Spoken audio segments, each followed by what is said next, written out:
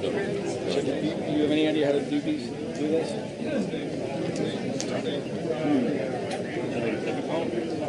Are you willing to? I mean, it's not that difficult at all. It's just I don't want to burden you with what I'm doing. Well, you turn it on. I'll go. It's gonna be a while before I go. And then this is nothing. This is the Zoom. Now on. Reload. Turn it off. Pause. Got it. Back on. Sit down and hear my song. If you feel like please sing along. No matter that I won't say before, but to use your words, you can never be too sure. See, even though you don't always show that you're all I know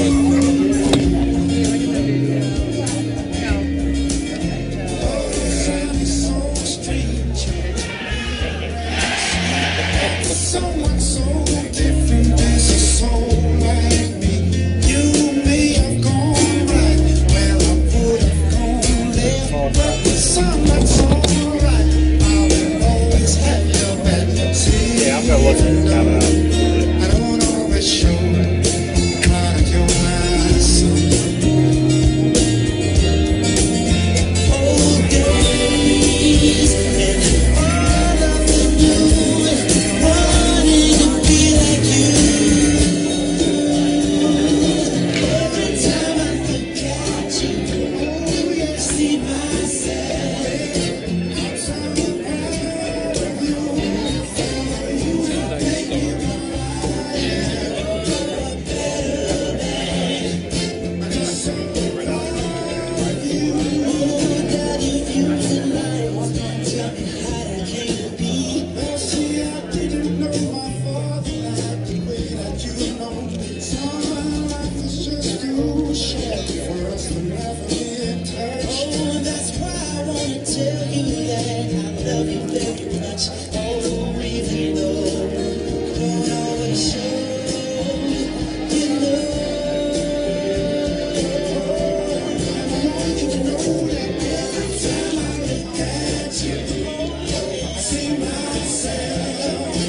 I'm so proud of you.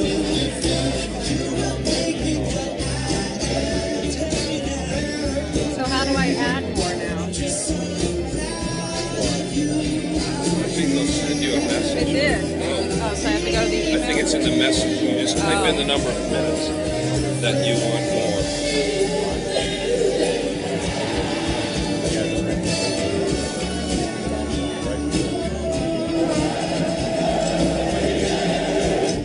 There's a spot there.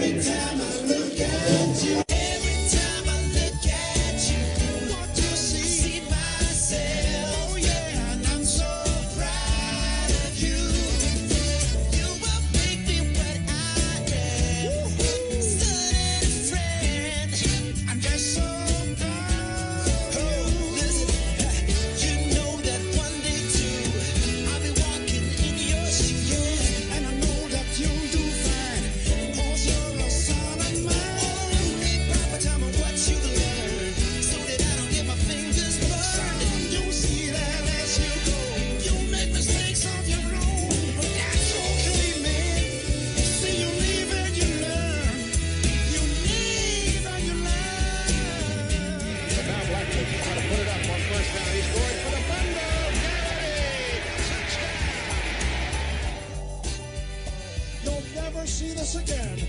One man, one school, 400 wins.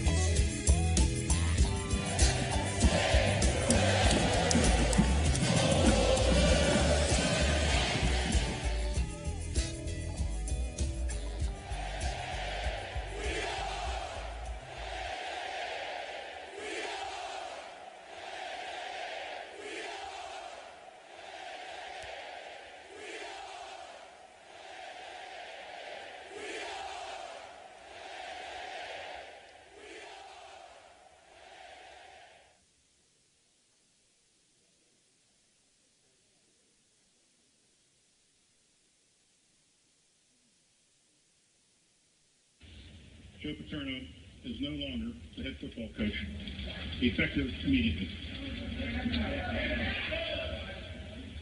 These decisions were made after careful deliberations and in the best interests of the university as a whole. Penn State has always strived for honesty, integrity, and the highest moral standards in all of our activities.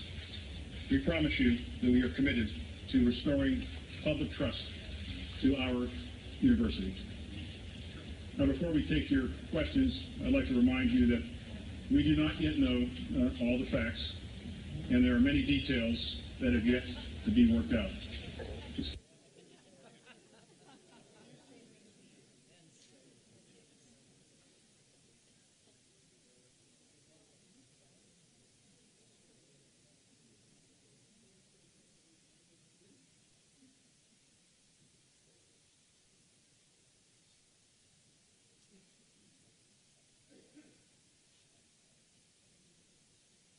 Was it right for the DOT to blame and fire Joe Paterno on November 9th, 2 years ago today? Microphone. Sorry about that. That's better. Hello? Hello? There we go. I mean, you would think I know about microphones, right? Why they talk about. Was it right for the BOT to blame and fire Joe Paterno on November 9th, 2011, 2 years ago today? No. Many in that boardroom knew that firing was wrong, but they didn't have the courage to speak up. For whatever reason, I can't imagine. Not one of them came forward to offer another course of action. Not one of them came forward to challenge John Sermon and Tom Corbett. The rest of the BOT were told that this was the only way, and they accepted that. Most of the BOT thought it would be the quick, easy way, and they wouldn't have to work through other tough decisions. They saw this as a way to escape from the media and public pressure. They were hoping it would all be over and they could move on. I find it hard to believe that it wasn't clear to even one of them that there were no facts or evidence to support such a decision then or now. It didn't matter since they were drinking the Sermon-Corbett Kool-Aid. It's amazing that Joe was not charged. John Sermon-Corbett held a trial for 5 days. For 5 days. The rush to judgment was pushed hard. And the BOT compromised one of our most sacred principles, due process. Hear, hear. Not everything is that it appeared 2 years ago. What was great the past few months, Frank Fina came forward and said that Joe Paterno was not part of any conspiracy to cover up.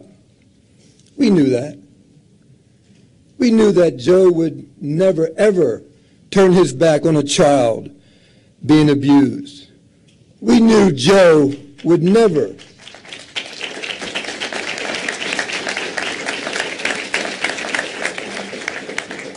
we knew Joe would never cover up to protect football. We have a lot to share with you tonight. So thank you for joining us for Upon Further Review 2 years later.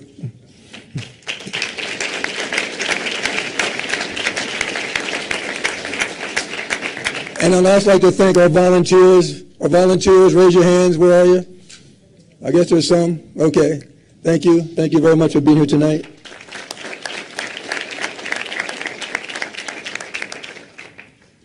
Also, I want to say there is some literature outside that will give you information about the NCAA, the BOT, and also how to vote in the alumni vote. So tonight, we are going back to the beginning, where it happened 2 years ago. No, we can't change the beginning, but with a pun full of review, we will start to see a new ending. This program covers numerous topics, and we'd like to thank all our presenters and panelists for your participation here tonight. We thank you for your time, your research, and hard work. Tonight, we ask how and why did the Sandusky scandal become the Penn State scandal? We're not asking you to believe everything we say or to follow us wherever we may go. We are just asking you to think for yourself. And hopefully our program will inspire new thinking about the connection of Penn State, Joe Paterno, to the Sandusky scandal. Let's begin, and our first presenter is Eileen Morgan.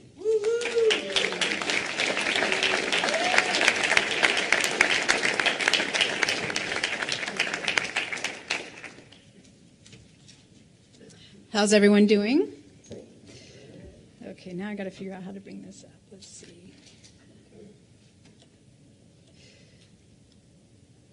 Should be up here. There it is. I got it. Before I begin, would you just please give a big round to Dana and Franco Harris for putting this on tonight?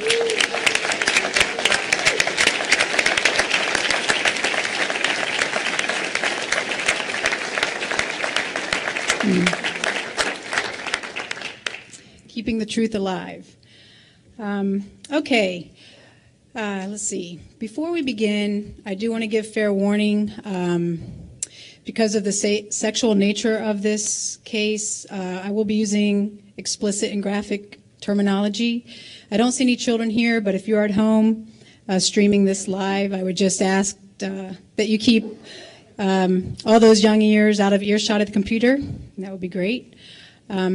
Also, I'm going to concentrate on Mike McQuarrie and comparing his testimonies over his 6 accounts. And I just want to clarify in the beginning that I don't find any fault with Mike McQuarrie for what he did or did not do that night when he walked in that shower room. I believe personally that none of us should be judging him because we all have different life experiences. We all react to different things differently. And so we're not criticizing him. We're not judging him. All we're comparing is what happened afterwards and what he said and told others. So I just wanted to be clear about that. Okay, here's a timeline of events. I'm just going to go through a few of them. 1998 was a possible abuse investigation, and that became known as filed by victim number 6. A few years later, in February 9, 2001, that is the Mike McQuarrie episode where he saw Sandusky and a boy in the shower, and we know him now as victim number 2.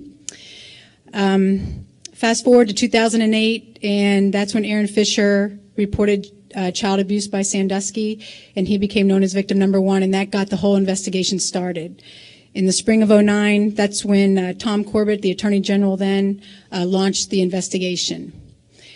About a year and a half later, during that investigation, they've discovered the Mike McQuarrie incident, and that's where we pick up. So just to recap, in 1998, we know that victim number 6 came home from a workout, alerted his mother that he had showered with Jerry after the workout, and she took it to law enforcement, the local police and state college, the University Park Police, the district attorney, the local and state agencies for children, Center County Children and Youth Services, and Department of Public Welfare.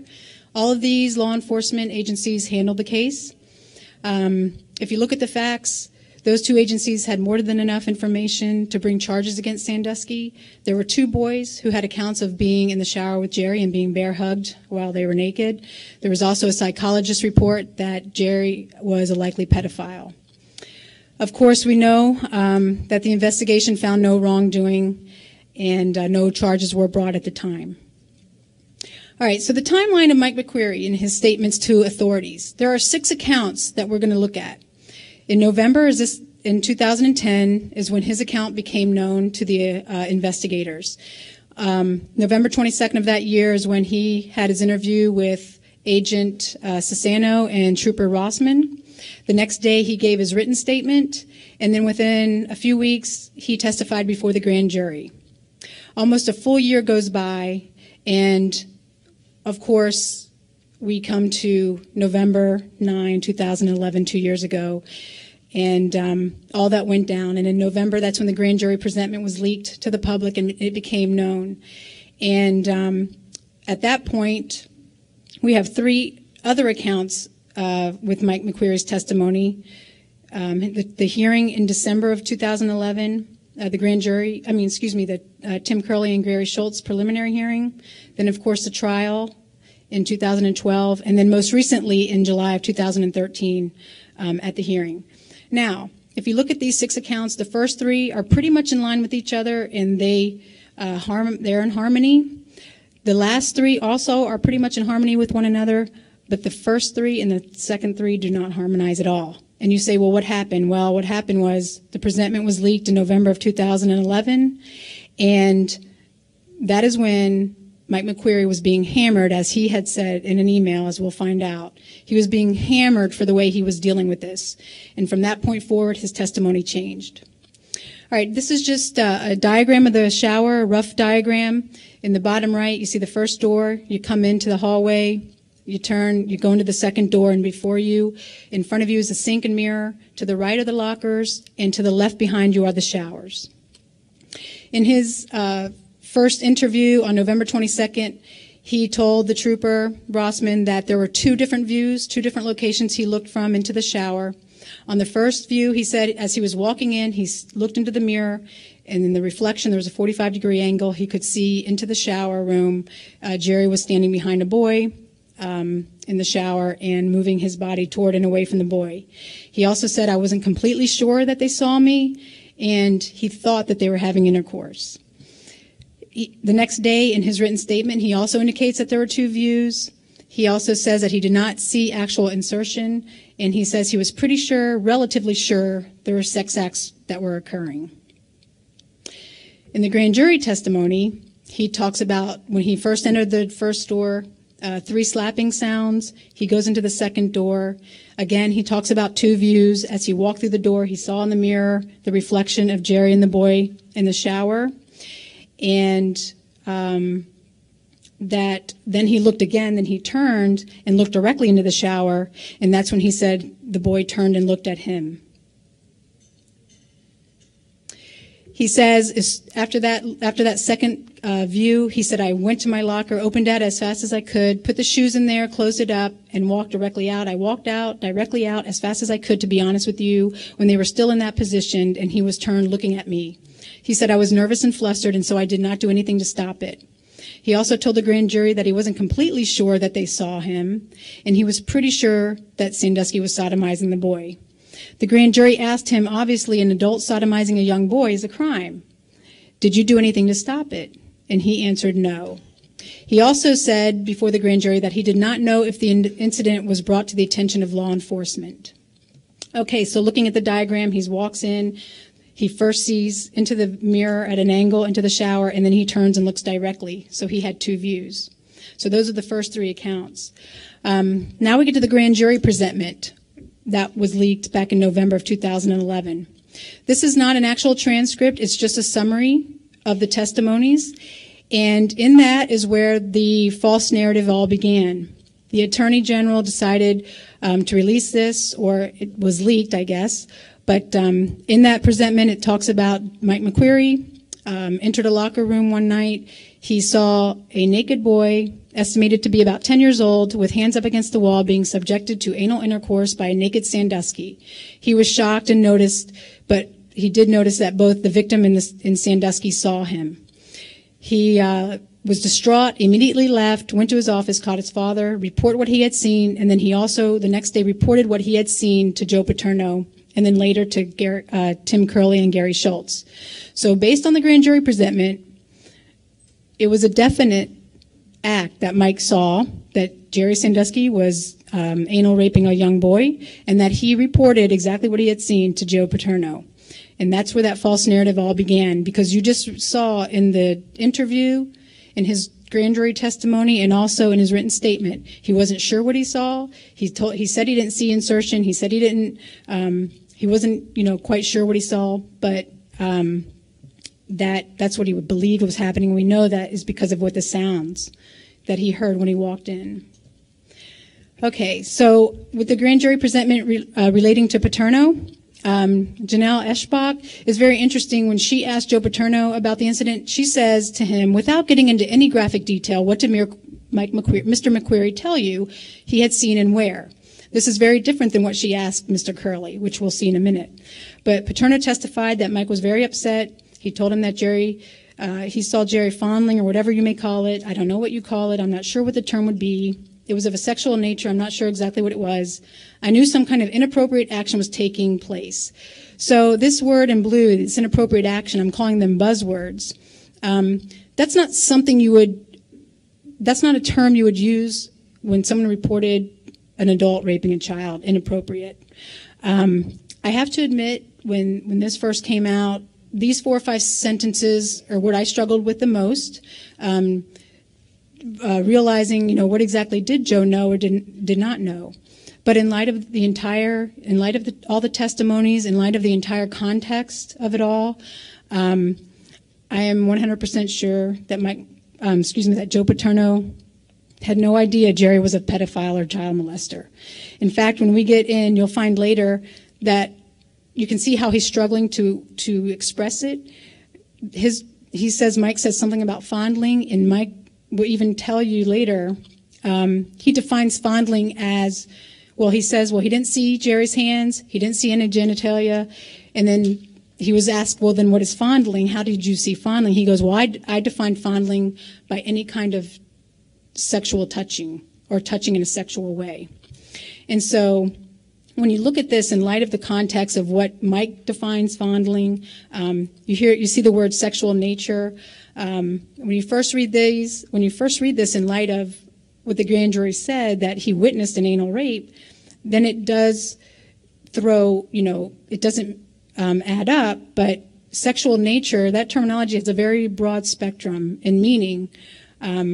Even 2 people just being in the shower naked is of a sexual nature. I could say, if my neighbor who's married came over and he dropped something off and we're alone, and then he's starting to caress my arm or massage my back, that to me, that's a sexual nature in touch, but it's not a crime, and I would call it inappropriate. So anyway, in light of the context and all the testimony, I believe 100% that Joe had no idea Jerry was a pedophile. Joe also said that he called Tim Curley over the next day. He told him what happened. And the grand jury asked him, do you know of that report being made to anyone else as a university official? And Joe Paterno said no. Now, Curley and Schultz both testified that he went over the next day and was at the meeting with Joe to talk about what Mike McQuarrie had told him. So Joe does not even remember Gary being at that meeting, which also means because he doesn't know that another official knew about it, means he does not know Spanier even knew about it, which means he was not in the midst of deciding the course of action, which we know Free obviously blamed him for being the mastermind behind a cover-up. Alrighty. So Curley, again, he uses the words uncomfortable. This is what was reported to him by Joe and also by Mike McQuarrie. Here, Eschbach tells him in the grand jury, he says, she asked him, now I'm going to ask you to be as specific as you can recall. What did Mike tell you he saw? So it's very different questions she asked Joe and then what she asked him. Curley testified again to those words, like something inappropriate in conduct, something that made him uncomfortable, that it was horsing around. He vehemently denied that there was any kind of sexual conduct or any anal sex reported to him. Schultz also described the incident as disturbing or inappropriate. And he also says, I really can't remember exactly what Mike told me, but he remembers maybe there was something about inappropriately grabbing the young boy's genitals. And I wonder again if that was the word fondling that Mike had been throwing around. Again, he talks about inappropriate conduct, and he said there was no indication that a crime had occurred. And he had also said Graham Spanier was apprised of it. Graham Spanier as well uses the word uncomfortable, that it made Mike uncomfortable, and that it had to do with something about horsing around Jerry and a boy in the shower. Okay, the grand jury presentment had a very key omission, and that was Dr. Dranoff's testimony. Why? Because Dr. Dranoff's testimony would support the testimonies of Curley and Schultz, and indirectly Spanier, in that Mike did not report anal sex or sodomy or anything sexual to that effect. Of course, we know the Attorney General found Curley and Schultz's testimony to be not credible, yet found McQueary's testimony to be extremely credible. Dr. Dranoff's testimony contradicts McQueary, but supports Curley and Schultz, and that is exactly why it was left out, and it was very, very deliberate why it was left out. And remember, Dr. Dranoff was the second person Mike McQueary told this account to that very night. Okay, so a year goes by, and the grand jury presentment is leaked, it becomes public, and Mike is getting hammered, and now his accounts change.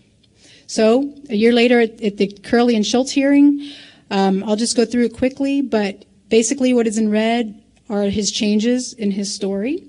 He says he went in, he was facing his locker, he looked over his right shoulder and into the mirror at a 45-degree angle. He saw Jerry, what he thought was molesting a boy with his hands wrapped around his waist and the boy's hands up against the wall. He said, I turned back to my locker, then I stepped closer to look directly in, and they were still in that same position, very sexual position. He also says, I did not see insertion, nor was there any verbiage or protest, screaming or yelling. He says, I'm not 100% sure there was intercourse. He says he went back to his locker, slammed the locker door shut, and then looked again. Now he has a third view after slamming the locker door and saying he looked in, they were separated, and then he left. And he said they were looking at him at that point when they were separated. What's interesting, if you take all the testimony and you look at it, Mike says he was in there less than a minute, maybe 45 seconds. But when you add up his moment when he entered the door and all, 1 or 2 seconds of each glance, going to his locker and leaving immediately, it adds up to about 15 or 16 seconds. I wonder what happened during those other 30 seconds. So here, there's handouts on your chairs, I think, but this is the locker room, and this would be Mike's testimony here at the hearing. He was at the locker, looked in the mirror, saw the reflection. The second view, he looked directly in.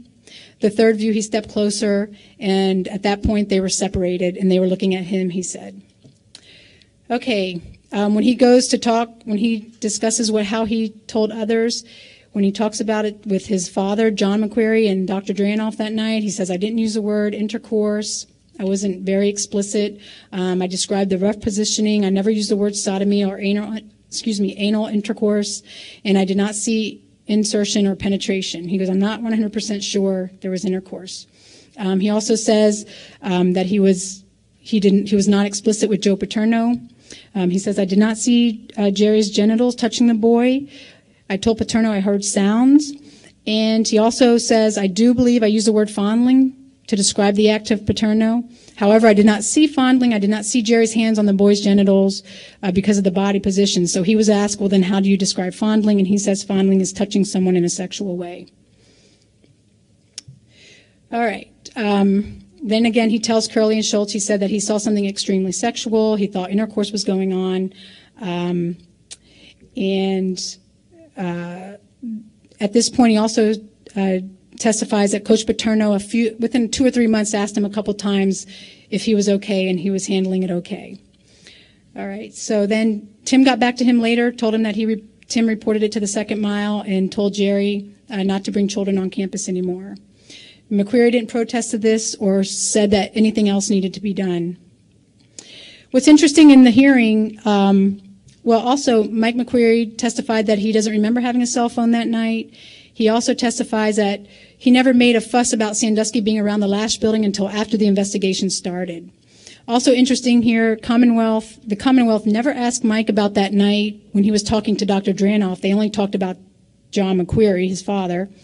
And the defense attorneys for Curley and Schultz were not allowed to question McQuarrie on what he told Dr. Dranoff that night. His father, John, told him that he came home, and he used also that word. At best, it was inappropriate. Something was going on, sexual in nature. Okay, so now we get to the Sandusky trial. It's pretty much the same. 3 looks again. There's, the first look in the mirror, the second look directly. He slams the door, the locker door.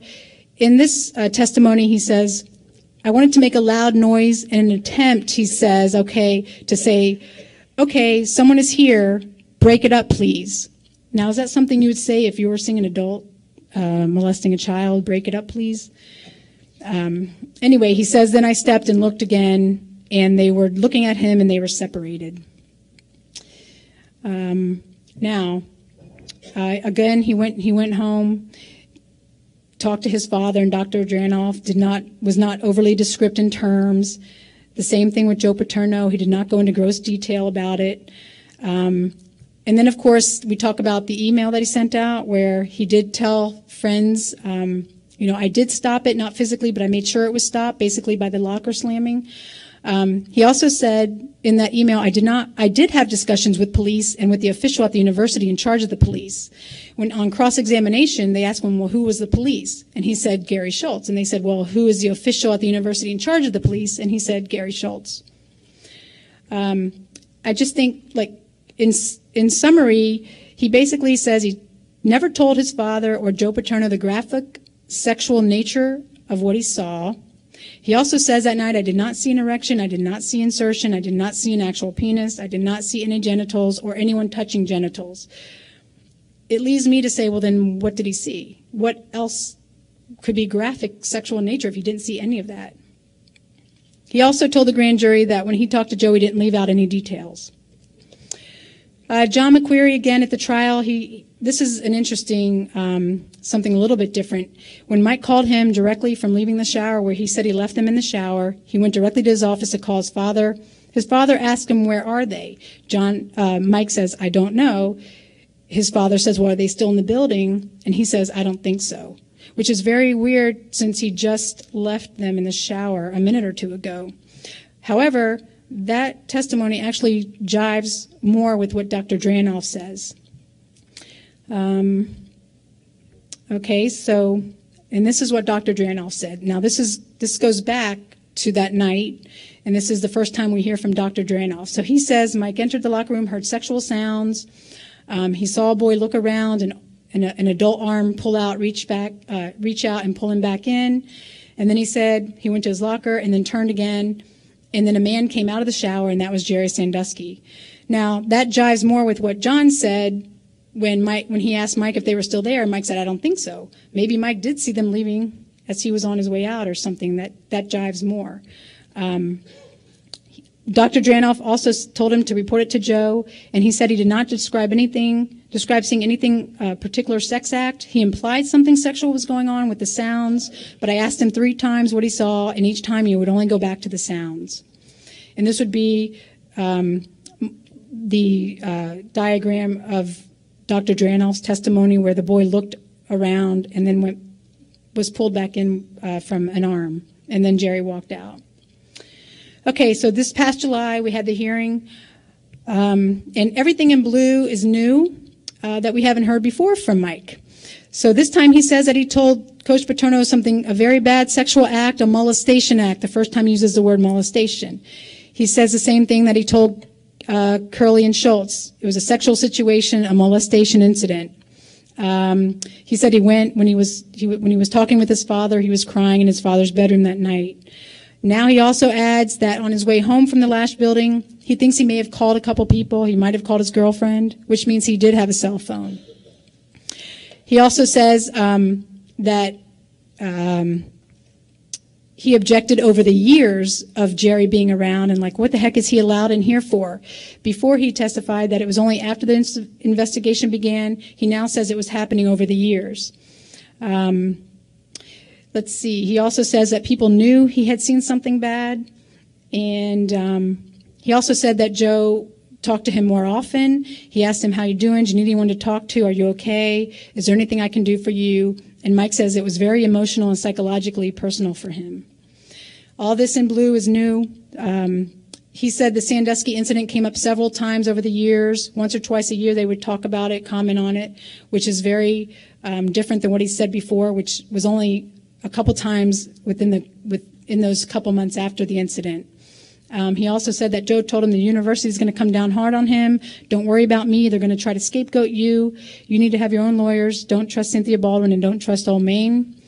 He also said that Joe said that Old Main screwed up over the years. He said that once or twice. And he also said that Joe would talk to him about the incident in front of others at the office on a very shallow basis. One theory I have that, Mike testifies that was pretty similar with all the events that in the accounts where he saw the backside of Jerry. The boy came up, the boy was in front of him. He also said the boy came up to his chest, which means Jerry's hips would be much higher than the boy's hips. But he does believe there was some kind of sex going on. With the hips, if they were on the ground, there'd be no way that could happen. So based on the testimony, what I believe could be a possible scenario is that Jerry was lifting the boy up to rinse his hair, as we know that happened with victim 6. Perhaps he was picking the boy up to rinse his head off in the shower. That's why the boy was against the wall, to brace himself so he wouldn't fall forward. Maybe at that point their hips were in alignment, and maybe that's what Mike was thinking was something of a sexual act. And then when he looked again, they were separated. Okay, so the discrepancies, of course, we know in the grand jury presentment, they said Mike saw a young boy being subjected to anal rape, and he reported what he had seen to his father, Joe, Tim, and Gary. We know the first 3 accounts in 2010 were pretty similar, and there's only 2 looks. That Michael put his shoes in the locker right away, left immediately, did nothing to stop it. There was no slamming the locker. The 2 were still engaged when he left, and there was no mention of law enforcement. The last 3 events, he has a third view. He has slamming of the lockers to supposedly stop it. He also said the boy and Jerry were looking at him. They were separated when he left. And now he says he did speak with the police, who would be Gary Schultz.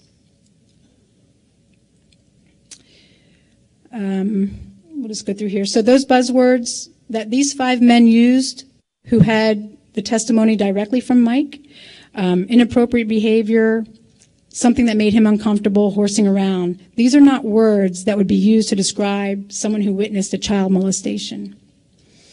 Quickly, there's 10 men who knew about this incident. Mike, and then his father, the doctor, Joe, Gary, Tim, and then, of course, Graham found out, and then the second mile director, Jack Rakovitz, and then he told 2 board members. What's interesting, all these men behaved the same. None of them called the police. They were all concerned with his behavior. They told Sandusky that it was inappropriate not to shower with boys anymore. Dr. Dranoff, a mandatory reporter, kept asking, what did you see? Because he wanted to make sure if it was a crime that he needed to call the police. All the men's actions were consistent and similar, and by deductive reasoning, that means no crime was witnessed by Mike, or at least told to them by Mike. The Attorney General falsified McQueer's account in the presentment. Again, the Penn State officials are being charged, yet John McQueary and Dr. Dranoff are not. Yet they all were given the same information, and they all, acted in the same way. But the state believes that John and the doctor obviously acted accordingly, but the Penn State officials did not.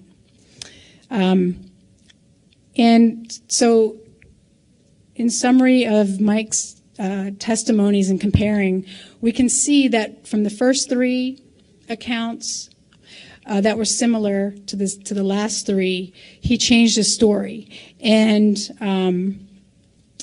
that just, goes to show that it appears that he changed his story to benefit himself. He damaged his own credibility by continuing to change the storyline over time, and he has no one to blame but himself for that. And by doing this and changing the story, it's impeding progress to get to the actual truth of what happened, which is benefiting nobody, and he needs to be held accountable for this.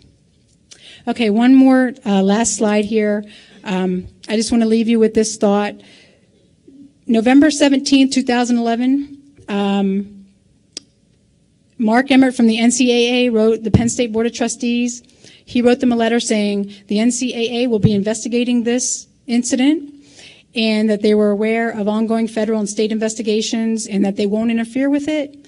They also said we respect the criminal justice system and due process and to ascertain the facts to determine criminal guilt or innocence, and that they will utilize that information in their review. That was November 17, 2011. The NCAA was going to do an investigation.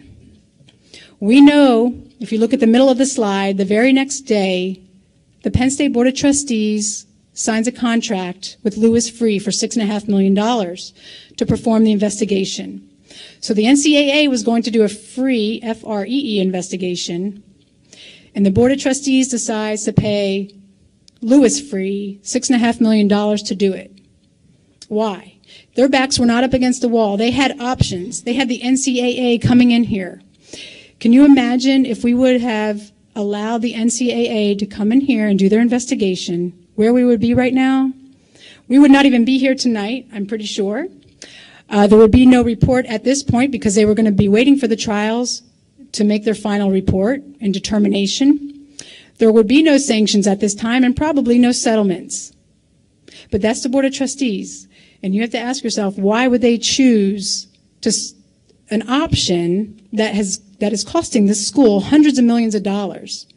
The answer is because they wanted a controlled and predetermined outcome from that report. And they could control what Louis Freeh said, and that's what they did, and that's what they got. And they need to be held accountable for that option that they chose. Thank you.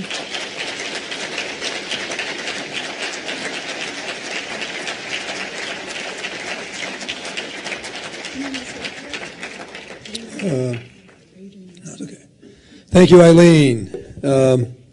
I just want to say one thing. When I saw the slide up there about Mike and Joe's conversation, and I'm guessing, and I'm sure it's something that is between Mike and Joe. And looking at that conversation, that doesn't seem like Joe, that type of conversation. So I'm not sure how all that's going to play out with that conversation that Mike said he had just between one-on-one with him and Joe. Also, I do want to say that I asked Mike personally also about what he told Joe, and he told me that he really wasn't able to explain to Joe in detail what he had saw. I mean, you know what he saw. So, but we get all this pushback that Mike told Joe this, and Joe should have called the police, and Joe should have done more. Well, Joe didn't have any information to do more.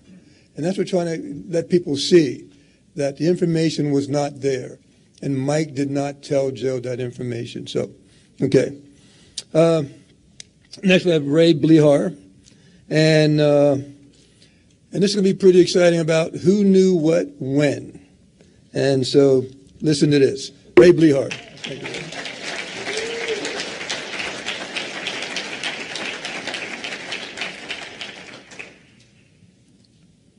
Well, I've been at this about 2 years and uncovered a lot of facts, wrote a lot of blog posts. But tonight I'm pretty much going to tie everything together and give you a overall summary of this case based on the evidence.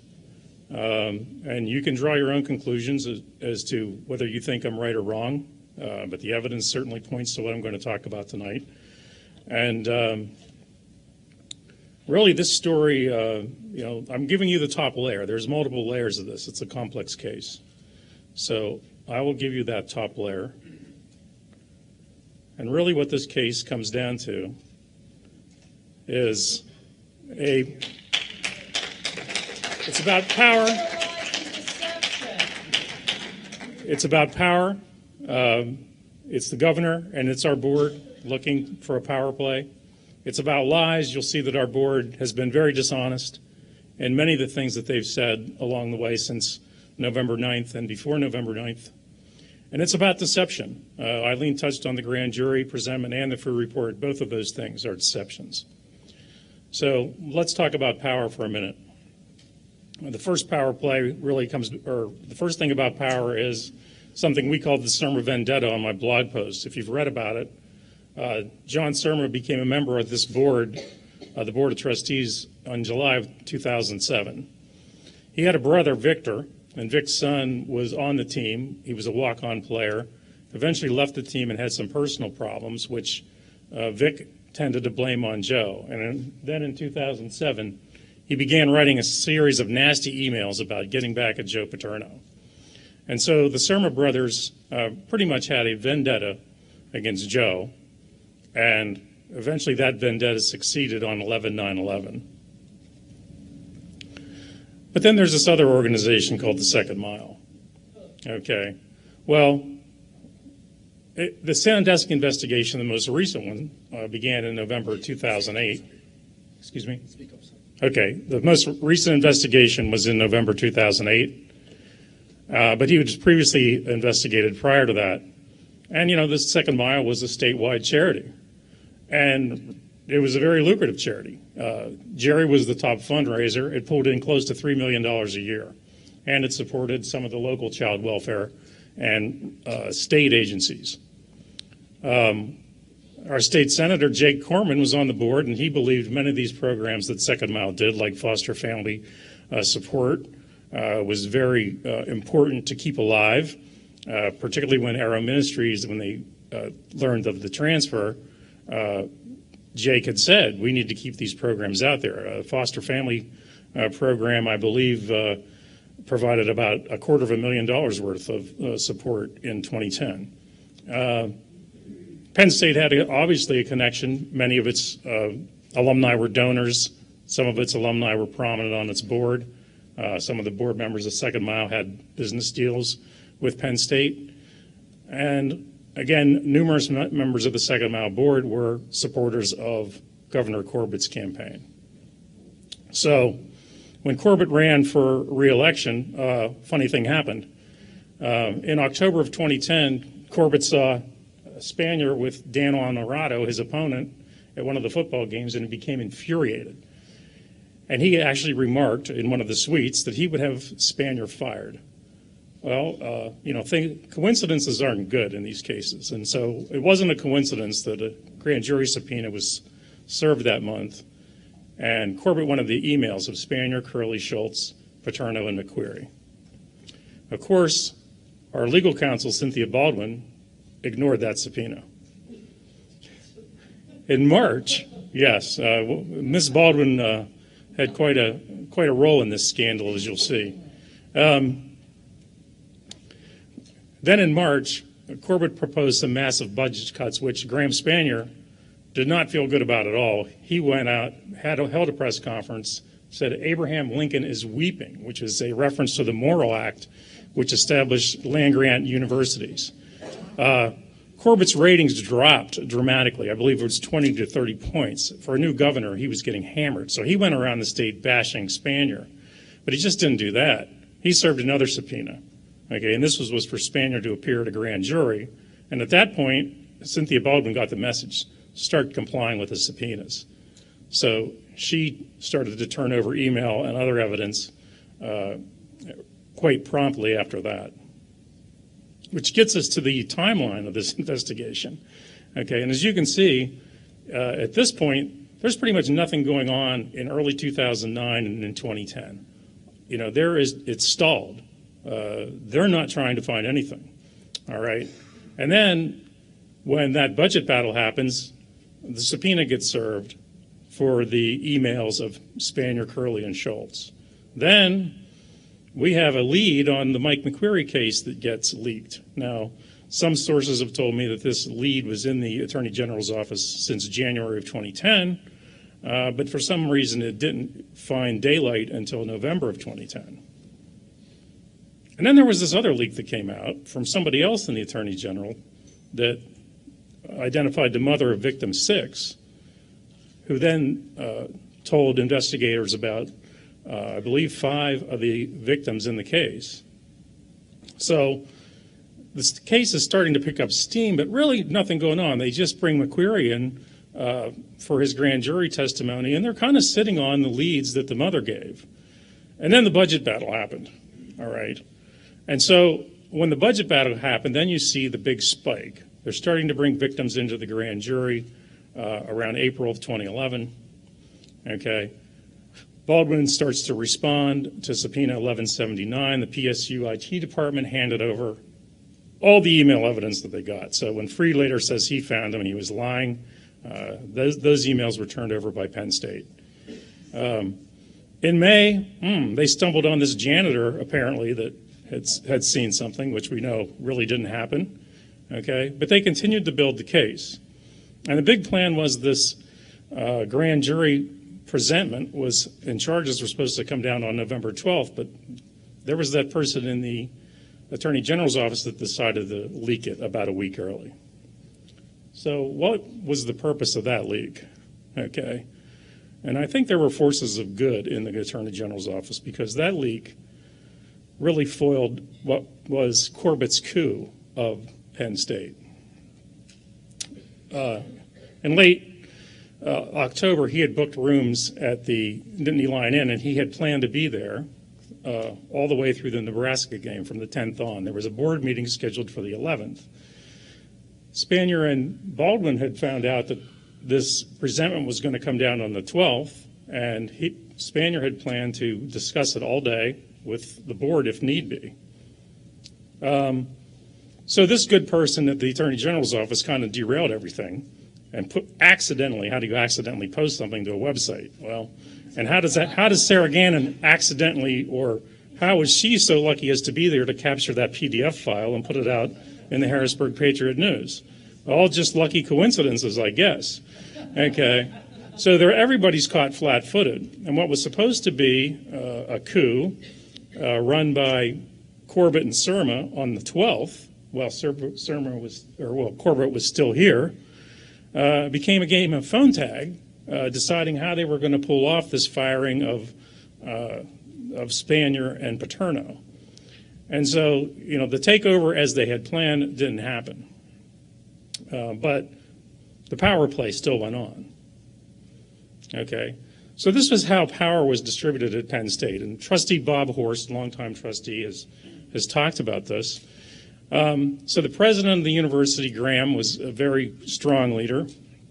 The head of the board of trustees, who at the time was Garbin, he handed his power over to Surma at the time when this scandal broke because he couldn't handle it. And Joe, by virtue of his 61 years here and all the respect they had, he was also part of the power structure at Penn State. Well, they fired Graham, and then they got rid of Joe. So all power was vested with the executive committee of the Board of Trustees. And those are the people on the executive committee. You can see I've highlighted some names in red, mostly business and industry trustees, Joel Myers in blue as an alumni trustee. So that's the power group. But the real power of the trustees is selecting a president.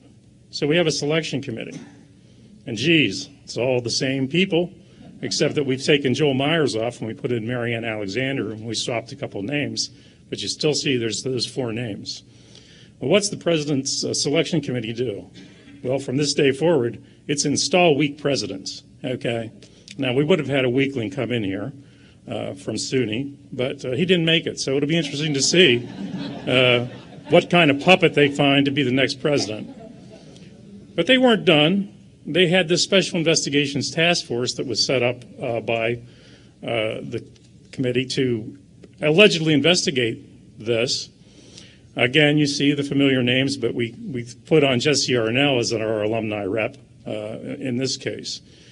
And what's their role, really? Well, that's to diminish football and athletics to make sure it never becomes strong again. So, what do we conclude from this? It's personal grudges that really was behind a lot of this. It's politics.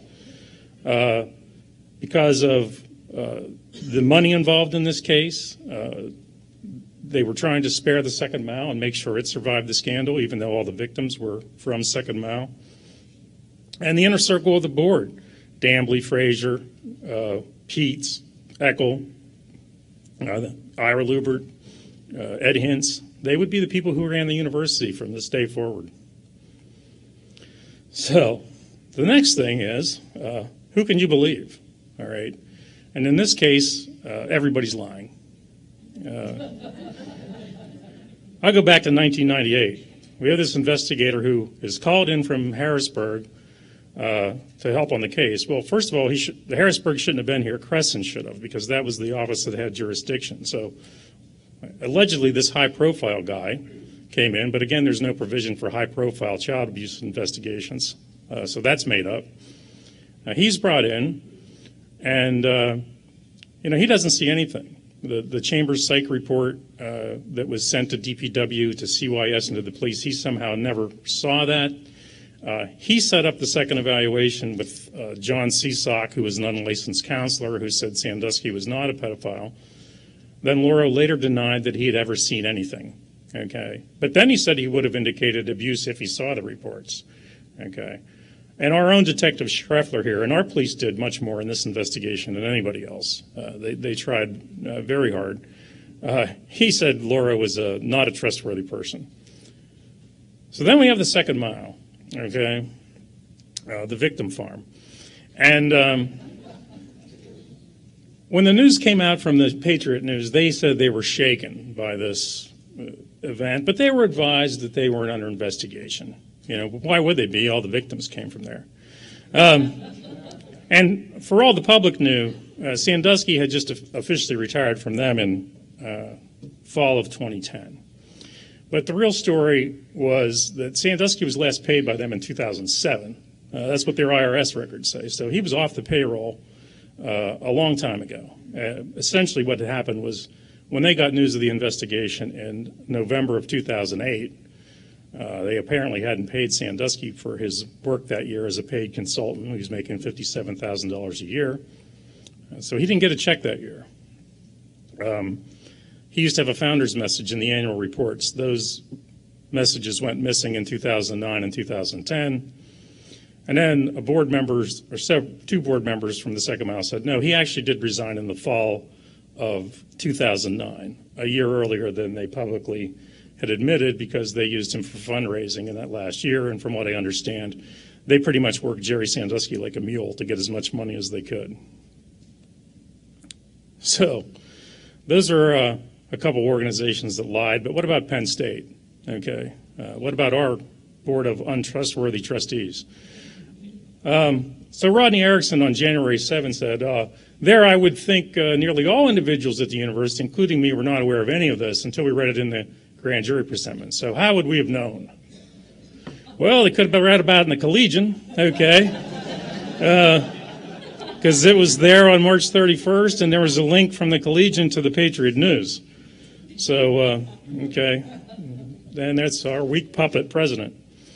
Mark Dambly, one of our power players, said there was a lack of information. We found out about it when the rest of the world found out. But then when I looked at what was out there, there were at least 15 media accounts from March 31st through the beginning of April, some in the Altoona Mirror, many in the Patriot News.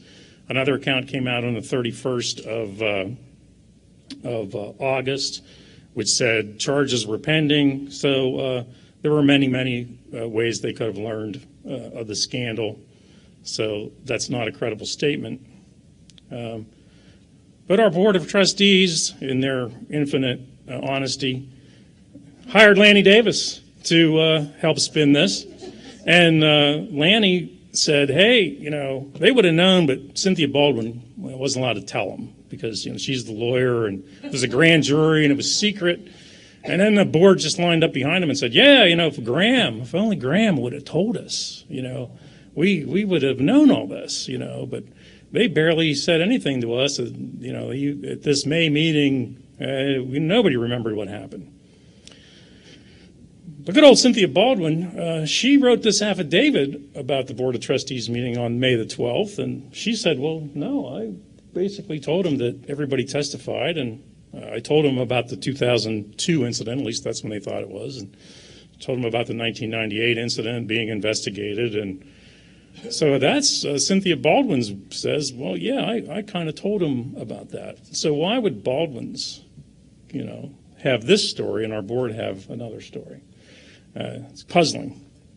Well, this was written one day before Cynthia retired from Penn State. Okay, so what was going on? Well, funny, Cynthia got hired when this scandal started. We had McQuaid Blasco for 50 years, and all of a sudden the board up and decided we needed our own in-house counsel. Well, obviously nothing to do with the Sandusky case. So they hired Cynthia, and she was supposed to work through June 30th, 2012. She got that grand jury subpoena and pretty much ignored it until March or April, like I told you. We went through, we saw how the investigation went. And, then on December 19th of 2011, after this whole scandal broke, there was this urgent email. And I thank Ryan Bragwell and Bill Cluck for this email evidence. So we had Ken Frazier calling up Free and Ron Tamales and John Surma about what this urgent issue. And it was about grand jury subpoena compliance. Imagine that. All right. And, they're going back and forth about this. And Frazier says, yeah, I think we have issues with the incumbent. Well, the incumbent would be Cynthia Baldwin. Okay. And he agrees, and they'll be giving some advice. And do we need Louis Free to follow up on this? And this is, no, we can handle this just fine as a university. Okay. And, no need, don't bring Louis in. And then there's a briefing call about strategic issues going forward. Okay. And they're going to talk about what to do next. And then Cynthia announced her retirement the next day.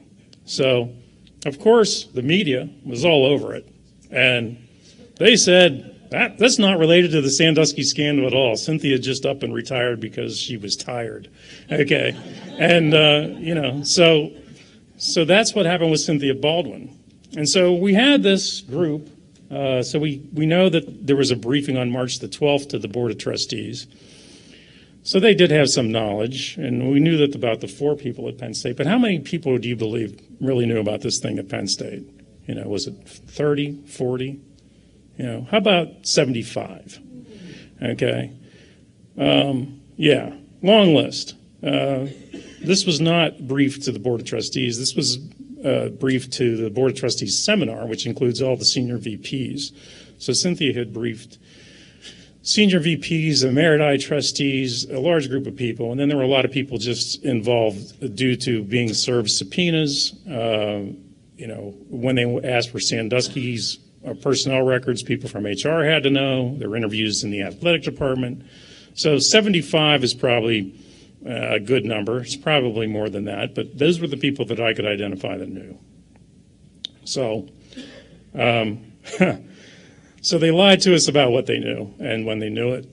And then what about Joe Paterno's firing? Well, we saw the video, and it's clear that John Surma really didn't know anything. He was talking out his backside about why they fired him. Best long-term interest of the university. We don't know anything more. We don't know the facts. But then they needed to make up a reason to fire him. So again, email trails don't lie. Here's the board from January through February going back and forth about what's the narrative we're going to tell the public about why we fired Joe Paterno.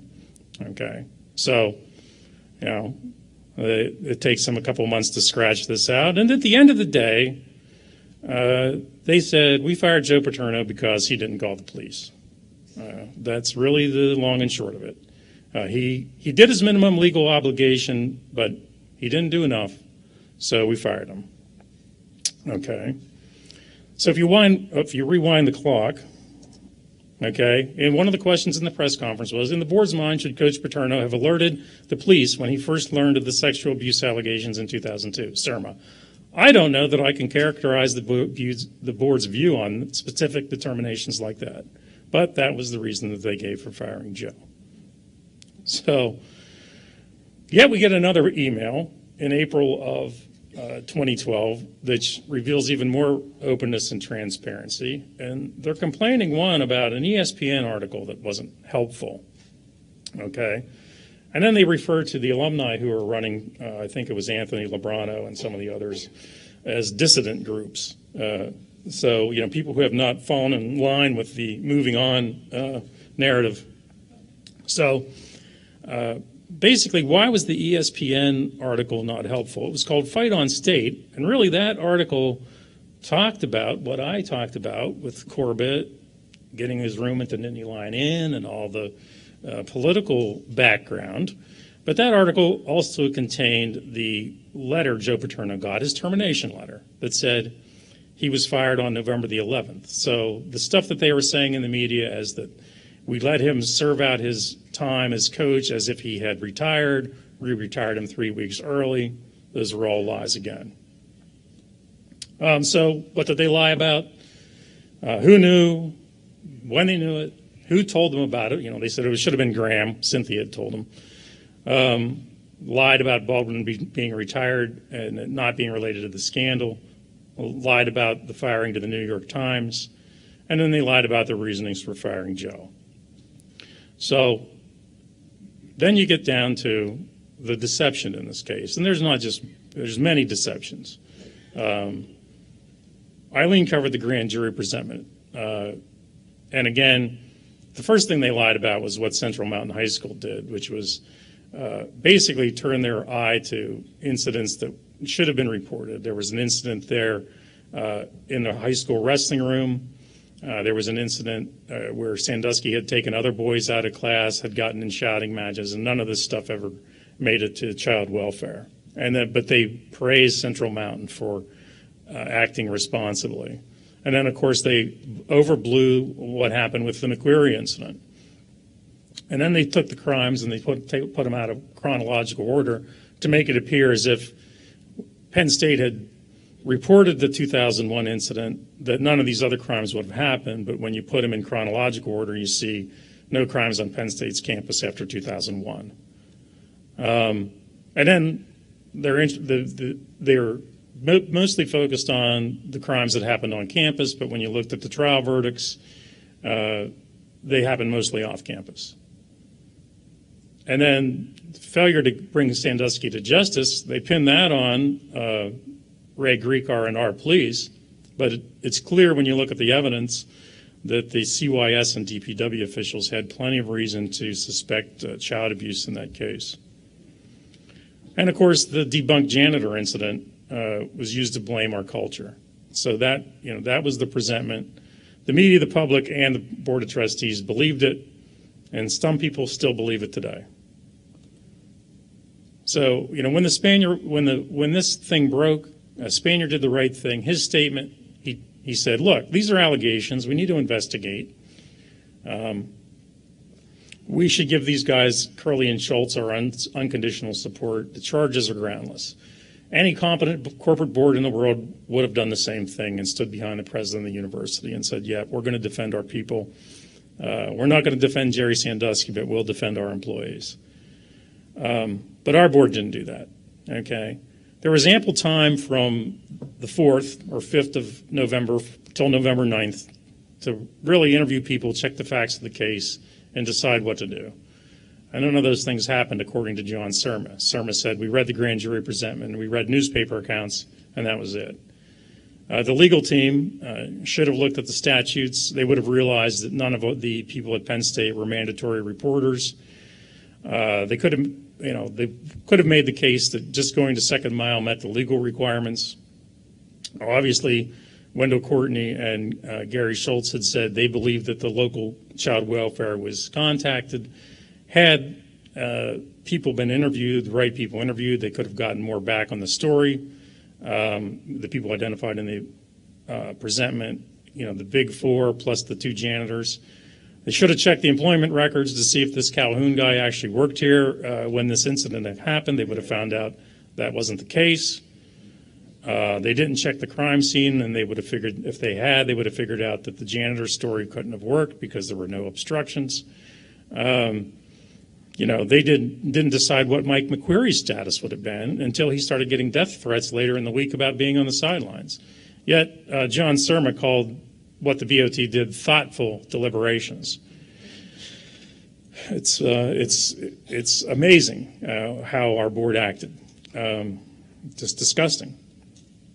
And then they issued their statement, full of emotional things that have no place in a board statement where there is so much doubt and nothing has been confirmed, and these are just allegations. This is the kind of statement that should have never seen the light of day, yet they criticized Graham Spanier for his statement.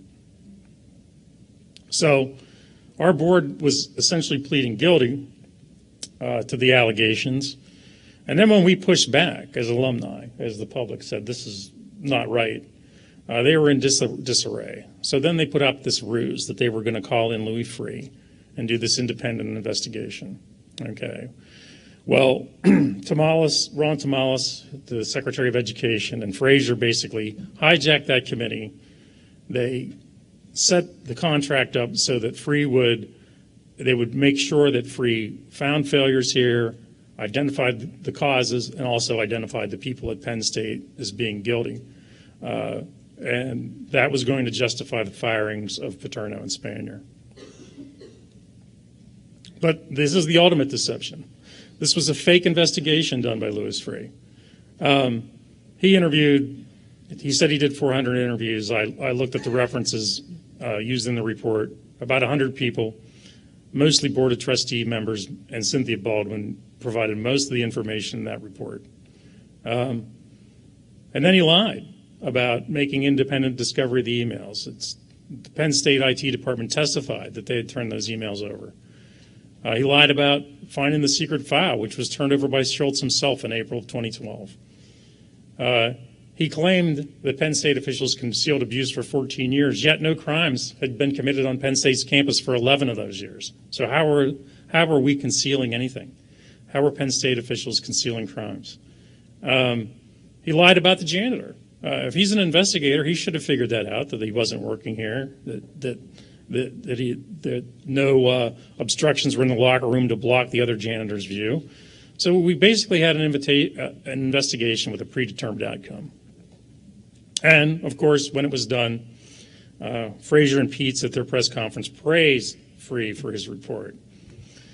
And so we all sat here waiting. Are we going to rebut this report? Okay, is Penn State going to push back? Because there's obvious things. We weren't responsible for 98 as a university. It was fully investigated. These are no-brainer things we're going to push back on. Well, the email evidence revealed that this task force had no intention of ever reviewing the report. On the 12th, Surma writes an email and says, "Job well done, give my thanks to the judge." By the 14th, Ken Frazier's writing, "It's time to shut down the task force. We're done. The report's finished. We can move on." And Karen Pete says, "Yeah, I'll send a thank you out to everybody. Our lessons learned and charter for the future's done." So there was never an intention in any way to rebut the Freeh report. It was going to be accepted as written. And it's just amazing that our board would do this to the university. So it was a deception from the start to the finish. So the grand jury presentment, one big deception. The Sandusky investigation skewed to focus on Penn State. They're going back to Central Mountain High School. Aaron Fisher said he identified other kids. I think you'll find other victims there. These firings of Joe and Graham were planned in advance and were done. The grand jury presentment just simply gave Surma cover to do the firing. Again, Freeh hired just to give the public a perception that Penn State was going to independently investigate it. And then the report was full of holes, but our board said it was great. They praised it. And then the consent decree, which, I'm just going to touch on briefly, but this whole consent decree and moving forward campaign was done so that, people say, hey, don't fight it. We've given up our rights to appeal. Okay, there's nothing we can do. We have to sit here. We have to take it. Move on. But at the end of the day, Penn Staters know. Penn Staters are smart people. The media moved on. We didn't.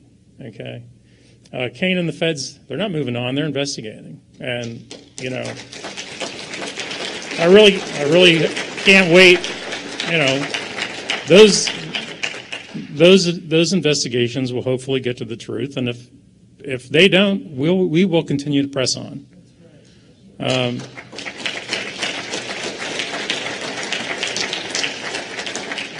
So how did the Sandusky scandal become a Penn State scandal? Well, personal grudges and agendas, government officials covering up for Second Mile and the Department of Public Welfare, power players wanting full control of Penn State, ordering a sham investigation, and then the media. They wanted big ratings and they wanted to sell newspapers.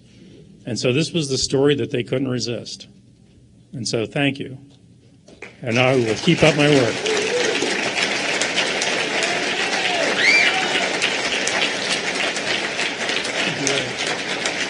Ray Bluehard.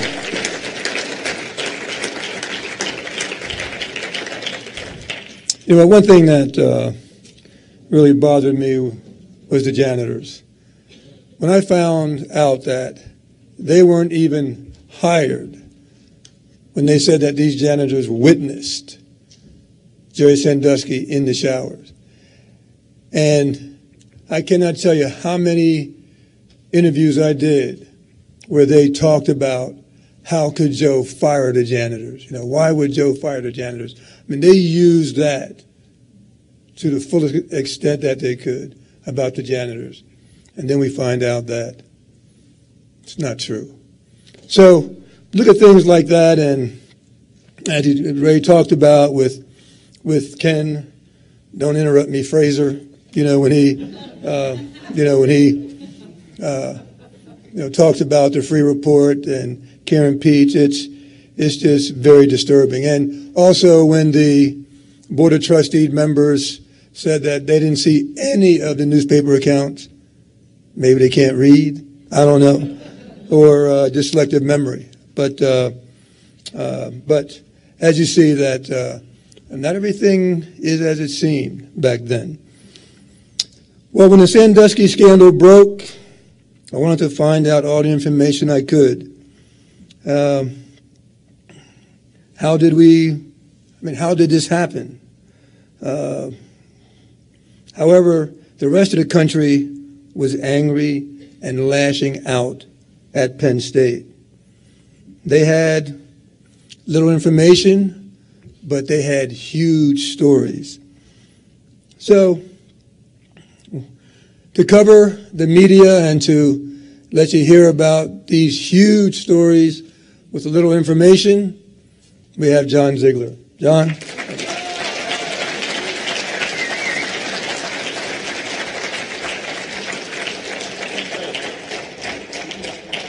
Thank you, Franco. I really appreciate everybody being here tonight. I'm hoping that eventually I'm going to be able to figure out how to play the movie on this, so maybe if Ray could help out here, that would be great. Before I get started with my presentation, I just want to clear up one bit of controversy. There's been a lot of speculation about the next president of Penn State, and I just want to make it very clear that Franco has declined the position. He apparently did not want to be prevented from padding his own income. Apparently the cook. John, that information was confidential. Oh, I'm sorry. I was not supposed to tell you that. But apparently the cookie and memorabilia business is far too good for him to give up. Personally, I would have preferred Dana anyway as the next president of Penn State. So maybe that'll happen. I want to start before I play the clip of the movie about the media coverage of what happened 2 years ago. Joe Paterno, before he died, said a very interesting thing that I think has been under-talked about, under-thought about. And that is, he said, I just want you guys to find the truth. Now, I'm a truth guy, for better or for worse, and a lot of times worse. Just ask my wife. But think about that for a second. If Joe Paterno was involved in this story anywhere near what the media would have you believe, wouldn't he have already known the truth? Wouldn't he have already have known what had happened in this story? Why would he need anybody to find the truth? And why would he feel in his gut that the truth had not been found? I would submit to you that those are words that ought to be contemplated. Because to me, I didn't know Joe Paterno. I respected him from afar like most people in this country did. But I think he had a pretty good gut. And on this one, I think he was dead on. That the truth was not known at the time of his death. And it was certainly not known at the time he was fired. So I have, along with Ray and Eileen and some other people, have been basically dedicating my life over the last almost 2 years to finding out what that truth really was. Because I was positive that the news media didn't find it. Because I've spent most of my life and career in the news media, realizing what a bunch of morons these people are, how corrupt they are, how they don't care about the truth, and how this story was uniquely designed for them to blow it for reasons that I'll get into as we move along here. Now, Franco asked me to talk about, so how did this become a Penn State story? Well, as a media guy and as somebody who's done documentary films on the media, I'm very much aware of the way a story evolves and how important that is, especially in the modern news media where they need everything done yesterday because it's old news by the time the sun goes down. And what's very interesting about this particular story is that for the first 2 days, November 5th and November 6th, this was not much of a story. This was a Jerry Sandusky story. It basically hit on a Saturday, which was a college football Saturday. Penn State was not playing, which I think was interesting and important. But I actually paid a lot of money to get the closed captioning of all the major television networks for those first few days of this story, with a search for the name Paterno and the search for the name Sandusky. I could hardly find anything nationally in those first 2 days. Because, one, the sports media had other things they were doing because actual games were being played. And two, because Jerry Sandusky, I kind of remember he was a defense. Wasn't he a good defense? Didn't he have something to do with that Miami game in '86? I mean, outside of State College, people didn't remember Jerry Sandusky. And there was no connection at that point to Joe Paterno. As a matter of fact, Joe Paterno at that point was being praised by the Office of the Attorney General. So at that point, the media did not have a celebrity involved in this story. Now, had Kim Kardashian been involved somehow, maybe the story would have gone in a completely different direction, but she was not, as far as I can tell. So on Monday, that's when everything changed. There was a press conference. The Attorney General and the State Police Commissioner made some statements that, in retrospect, are ridiculous and sent the story in a very different mode. And it's important to note that ESPN that week had an NBA strike, so there was no NBA basketball. Baseball had just ended. No one cares about hockey. Football was in a lull. And so they had a very slow week until they realized, wait a minute, what about Joe Paterno? And, Ray, how do I get this thing to run? What do I do? We don't know which one. Well, it's the one I just put into the computer. So which one is it? Open media? Can somebody...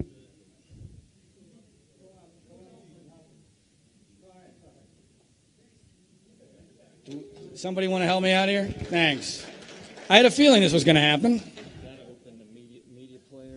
Yeah, and when anyone tells me it's going to be easy, I am immediately very anxious. And that's what I was told. Oh, just pop it in and play. That's why I knew it wasn't going to work.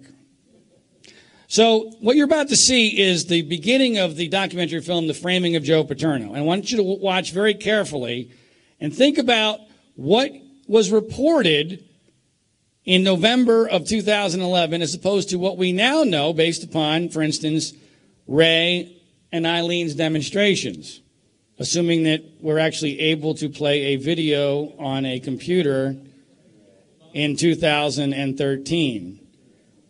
Which is actually now looking not that great of an opportunity to do so. All right, so while we're trying to figure that out, you can do whatever you want as long as we play the video. So we can't find the DVD? All right, so why don't you guys, wow, okay, great. You know what? If you're able to play it, fine. If not, I'm just going to go and talk about what was reported in early November of 2011 and tell you why it was a bunch of baloney. The first thing that they started to do in focusing on Joe Paterno in early November November 7th, specifically of 2011, was this notion that somehow Joe Paterno had been told about a rape of a 10-year-old boy. The narrative, Mike McQueary saw a rape of a 10-year-old boy. He told Joe Paterno about it, and Joe Paterno did nothing. That was the narrative. Every single bit of that narrative is false. And how do we know it's false? Well, we know it's false, in my view, from two different perspectives. The perspective of Mike McQueary and the perspective of the so-called 10-year-old boy.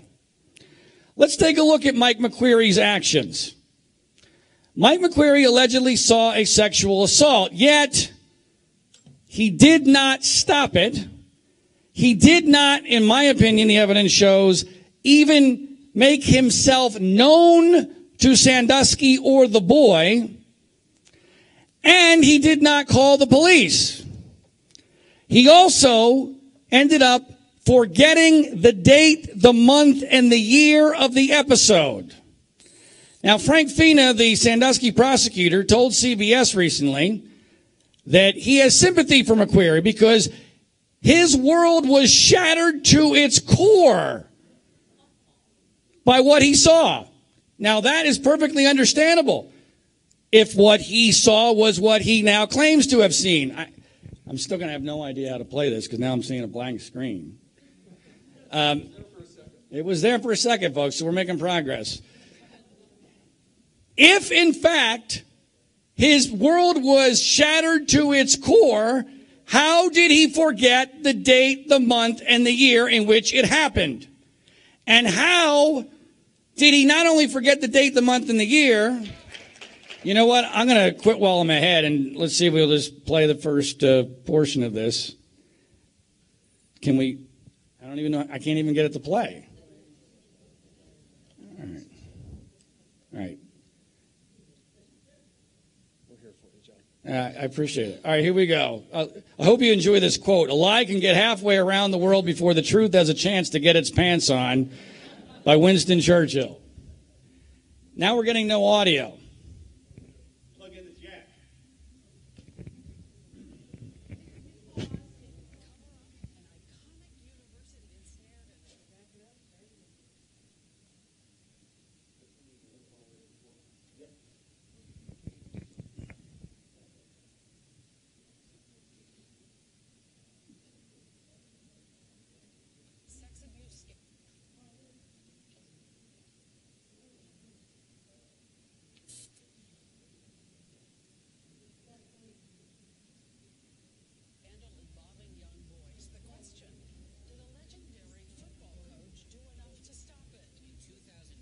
This isn't going to work, is it?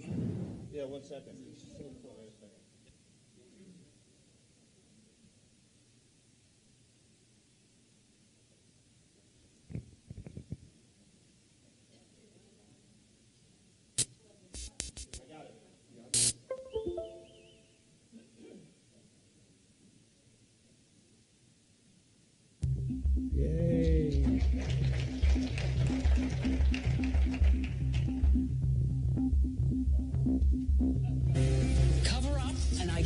Duke University ensnared in a sex abuse scandal involving young boys. The question, did a legendary football coach do enough to stop it? In 2002, when a graduate assistant claimed to see Sandusky raping a boy roughly 10 years old in the team showers. The next morning, the assistant went to Paterno's home and told him what he saw. 2002, Mike McQuarrie, current Penn State wide receivers coach, then a grad assistant. He saw Sandusky raping a young boy in a shower. If you witness a rape, you call the police. You don't call your supervisor. The graduate assistant at the time reported seeing Sandusky raping a 10-year-old boy. He should have been beat down. Sometimes there are grays. This is the most horrific thing you can do. It's pretty disturbing.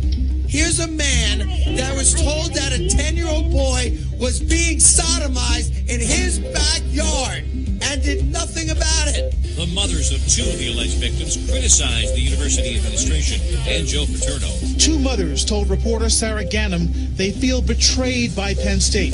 Those quotes are so powerful and they resonate through central Pennsylvania and I'm sure much farther than that. News into SportsCenter, a source at Penn State says support for Joe Paterno is eroding among the school's board of trustees. Why didn't he meet with reporters? Whose call was that? Well, apparently it was the university's call, most likely from the president's Spaniard. Joe Paterno has decided to retire, to suggest that this will be enough to satisfy many people out there.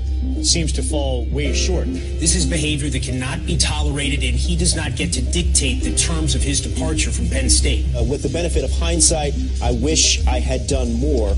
And there are certainly some out there that are echoing those sentiments. If anything, his statement, "I wish I had done more," raises even more questions. The parallels with the Roman Catholic Church and the sexual abuse we've seen unmasked over the last 30 or 40 years. The first thing in his legacy should be a picture of the faces and the pain scarred into the eyes of the boys whose further abuse he could have prevented.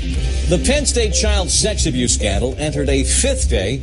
By consensus, now the most appalling story ever connected to college sports. Penn State's Joe Paterno may be on his way out tonight in the wake of these revelations about a child sex abuse scandal involving one of his assistant coaches. School officials were aware of alleged assaults inside the locker room shower in both 2000 and 2002. But Paterno has been criticized for not telling the police. There's been denial expressed by people who say, well, let's just figure out what the facts are. They have to get past this, and the only way for that to happen is for him and perhaps the university president and others to resign. Because you cannot watch a football game Saturday and be thinking about child molestation. And that's exactly what you will be thinking about if you see that man on those sidelines. That's why he was fired. And Joe almost says that very fact in his brief statement. I think it was absolutely the right decision. This was a complete collapse, legally, morally, and in every other way.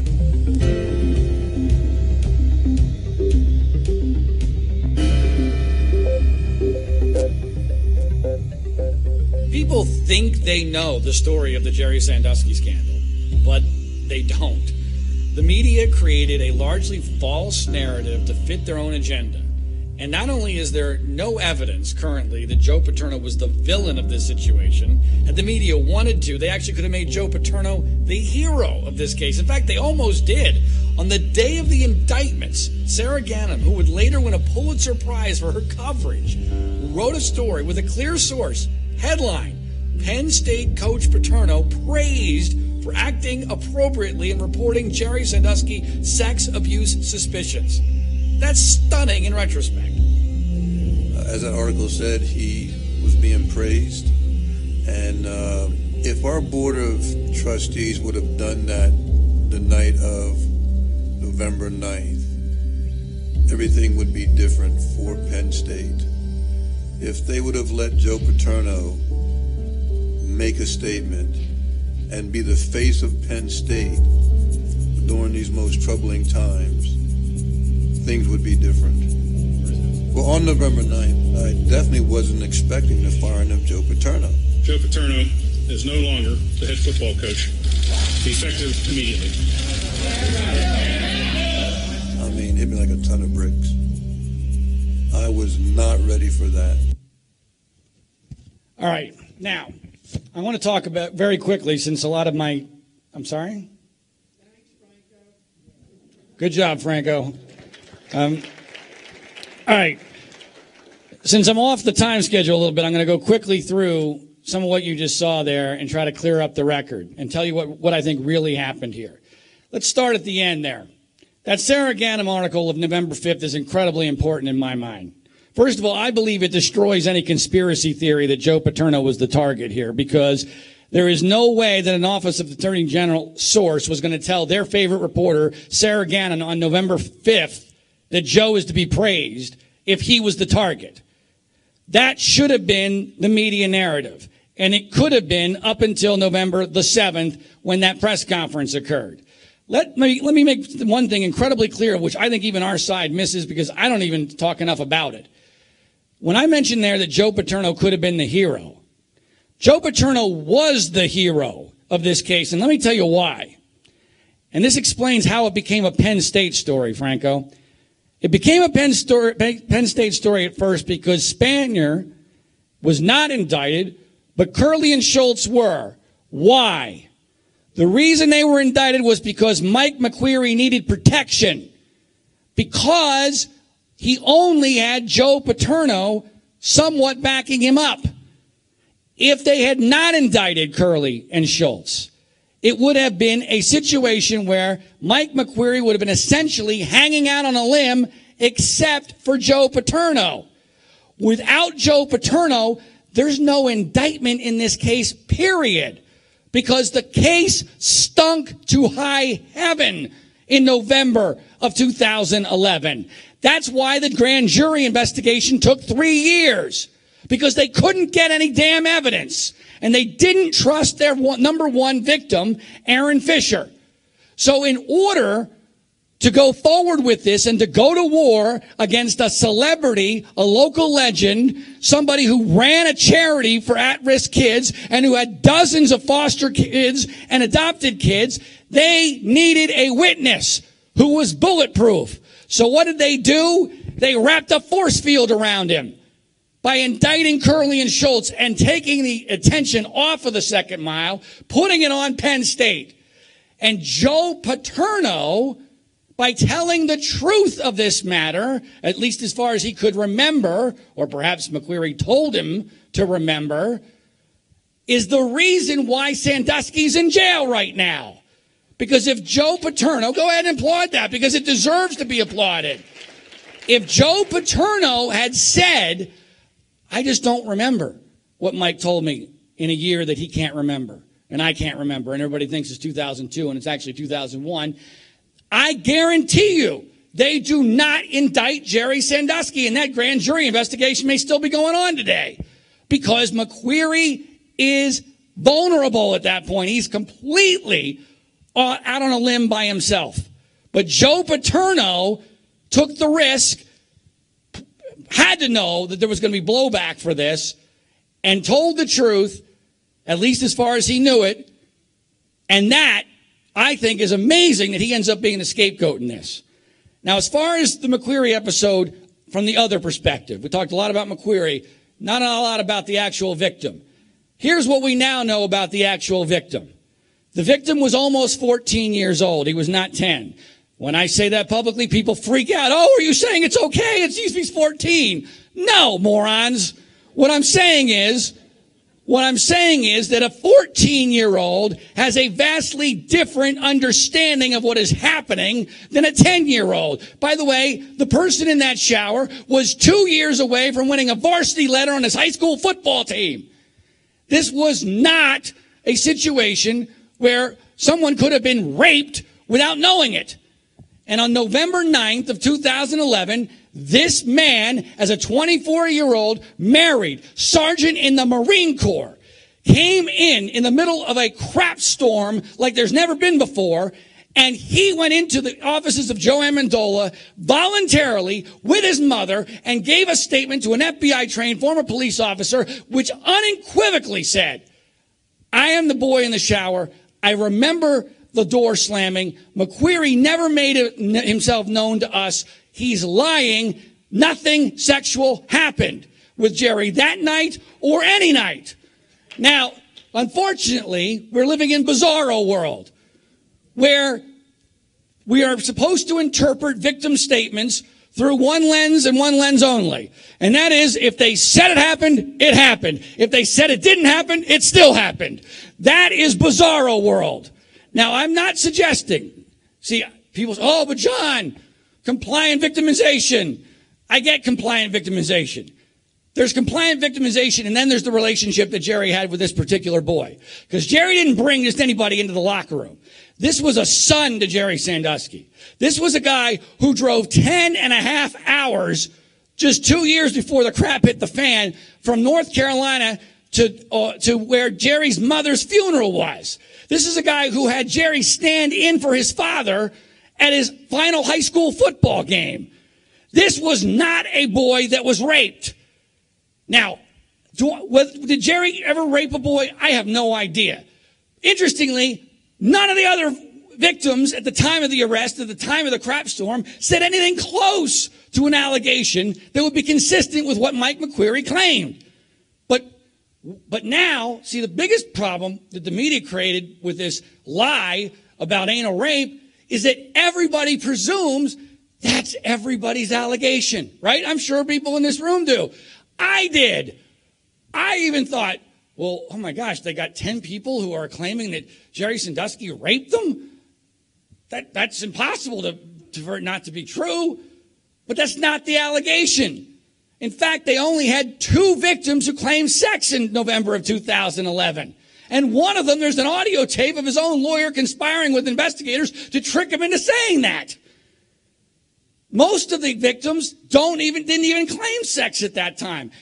And the prosecution wants to tell you that victim number 2 doesn't exist, which gets me, by the way, to Armin Katayan, which is one of the funniest, amazing statements in that whole deal there, where he says that Penn State officials were aware of assaults in the shower in 2000 and 2002. Wow, that's interesting news, Armin.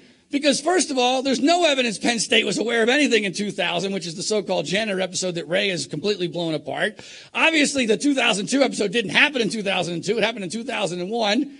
And by the way, Armin it's amazing how Armin can't get anything right. Armin just a few weeks ago, when Penn State announced for the 15th time, hold on a second, I'm on a roll. When Penn State announced for the 15th time that they were settling with victims, and Armin went on the CBS Evening News, and the top story was that Penn State had suddenly decided for the 15th time to announce that they were settling with 26 victims for $60 million, Scott Pelley asks him, so how many of the victims have settled from the original trial? And Armin says, well, 2 have not, but 8 have. Well, I'm not that great at math, but I know Ray is probably laughing right now because that's an incredible scoop that Armin got there because they don't exist. There aren't 10 original victims. 2 are non-people. So I actually tweeted Armin. I said, Armin, you got an incredible scoop here. Penn State is now settling with people who don't exist. But this is a guy who actually is supposed to have researched the case to the point where he is CBS's main reporter on this. It's extraordinary, the lack of understanding. Just recently, on the Victim 6 case, which Ray and I differ on greatly, because I don't believe a crime occurred in 1998, and I think it was perfectly plausible and right for there not to be a charge there, based upon the circumstances of the case and the circumstances of Jerry Sandusky. But I think a closer look at the Victim 6 case shows this whole case stinks to high heaven.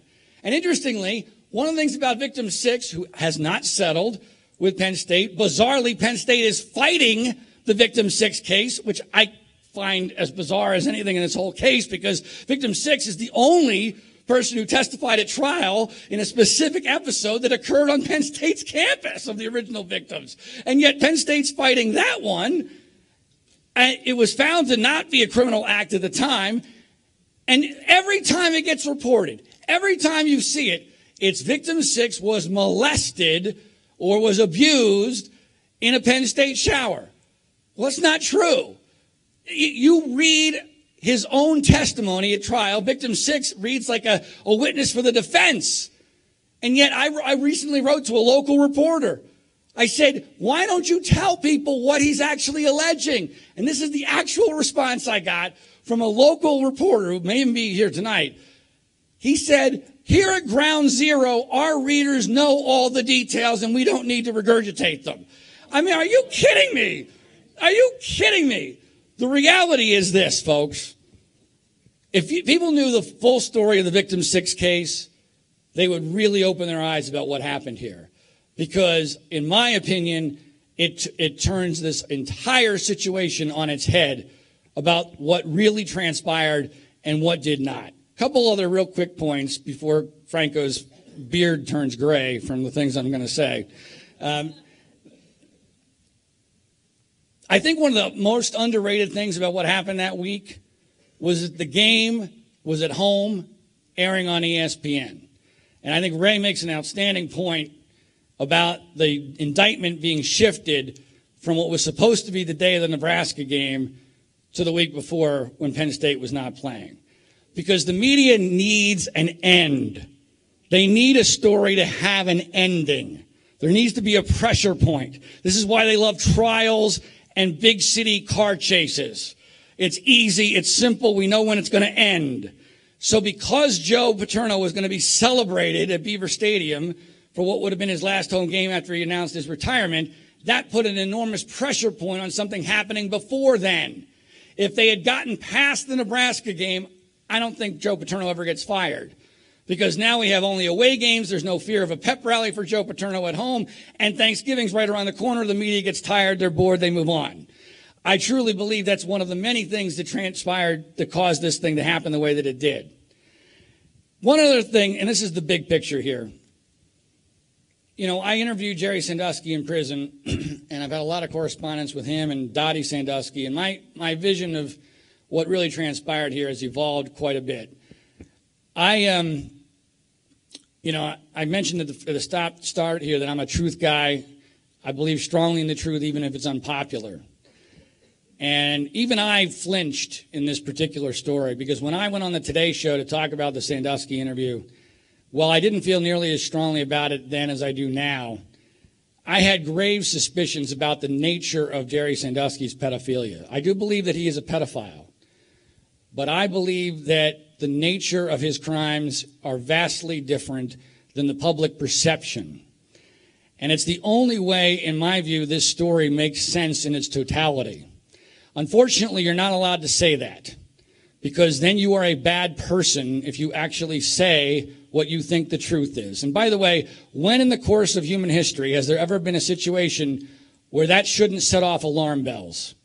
That what you think, based on facts, actually knowing more than most people, maybe anybody else knows about a story, makes you a bad person. And you're not allowed to even think that.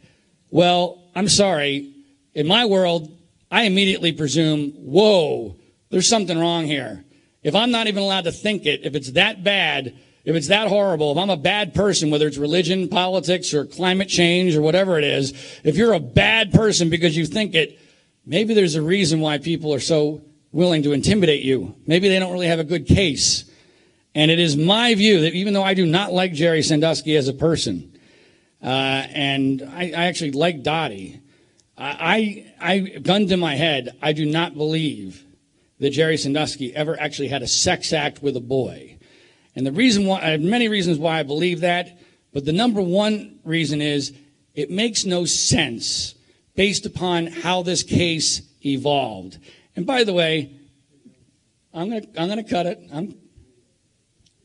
You want to talk about the media? Well, the media, I'm talking about the media because the reality is this is a thought that you're not even allowed to have in the media.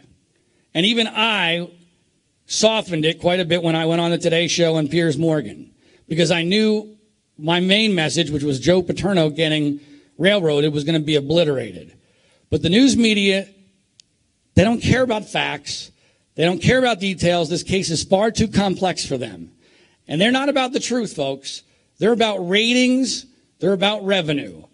And here, you know, there's a couple reasons why the truth, in my opinion, has lost here. Now, I know Franco is the ultimate optimist. I would be an optimist, too, if I had caught the Immaculate Reception. He's going to give me 1 minute to tell you why the truth lost here. Here's the bottom line reality of why the truth lost in this case. Cowardice. There were enough of the right people in the right positions who knew what really happened here, but no one wanted to risk their own livelihoods, their own reputations, their own fortunes to do what was right. And it may be the greatest regret of my life getting involved in this story, because it's going to end up meaning that my career is over. My life is going to be dramatically changed to the negative because of this. My 1-year-old daughter will probably only know me as a loser because of my role in all of this. But I know one thing. I know I was right about what happened here. I know I'm right about what didn't happen here.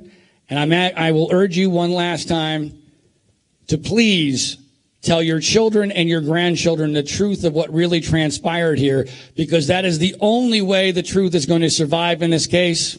The only way, because it's not going to happen in the near future. And the truth has got to still matter, folks, and it's only up to us to make sure that it does. I thank you for coming and for your time, and thank you for your support.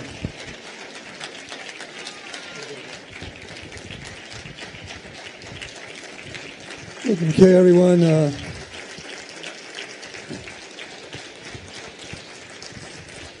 Okay, I know we're running a little late. It's 9:20, so let's take about a 5-minute break. Okay, I know some people don't want to, but let's just stretch your legs for a few minutes, and then we'll get on with the panel discussion, which is a great panel discussion. So, but just stretch your legs for a few minutes, and also grab some refreshments back there real quick.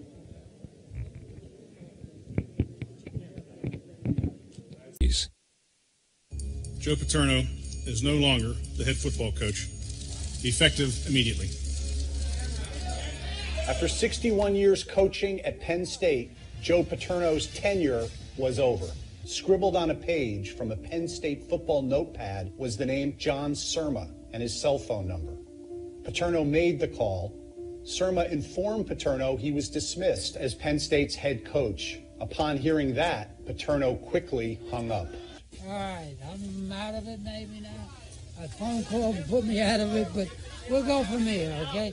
The Board of Trustees now says, had Paterno not hung up the phone that night, they would have informed him he was to be named Coach Emeritus. Outside the Lines obtained a termination letter Paterno received 1 week later from University General Counsel Cynthia Baldwin. The title Coach Emeritus was not mentioned. In the letter, seen here for the first time, Paterno was instructed to return his office keys, his university ID card, and his parking permit, all within a week.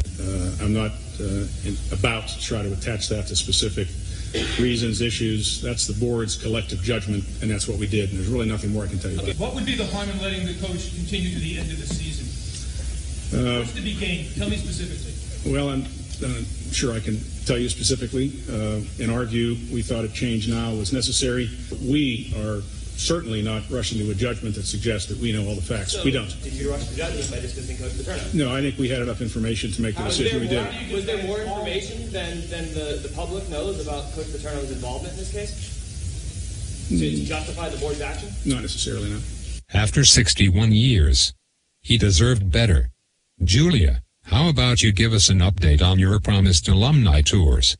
Alumni tours? I have no idea what you're talking about. The only tours I give are of my bubble.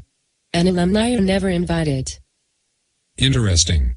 Let's review what other trustees had to say.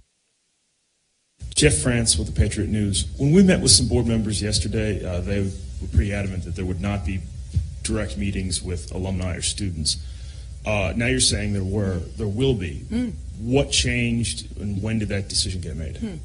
I'm wondering what context they responded in, because one of the things we're talking about doing is absolutely having forums very similar to what President Erickson did, town hall type meetings, the first of which is with the Faculty Senate on Tuesday.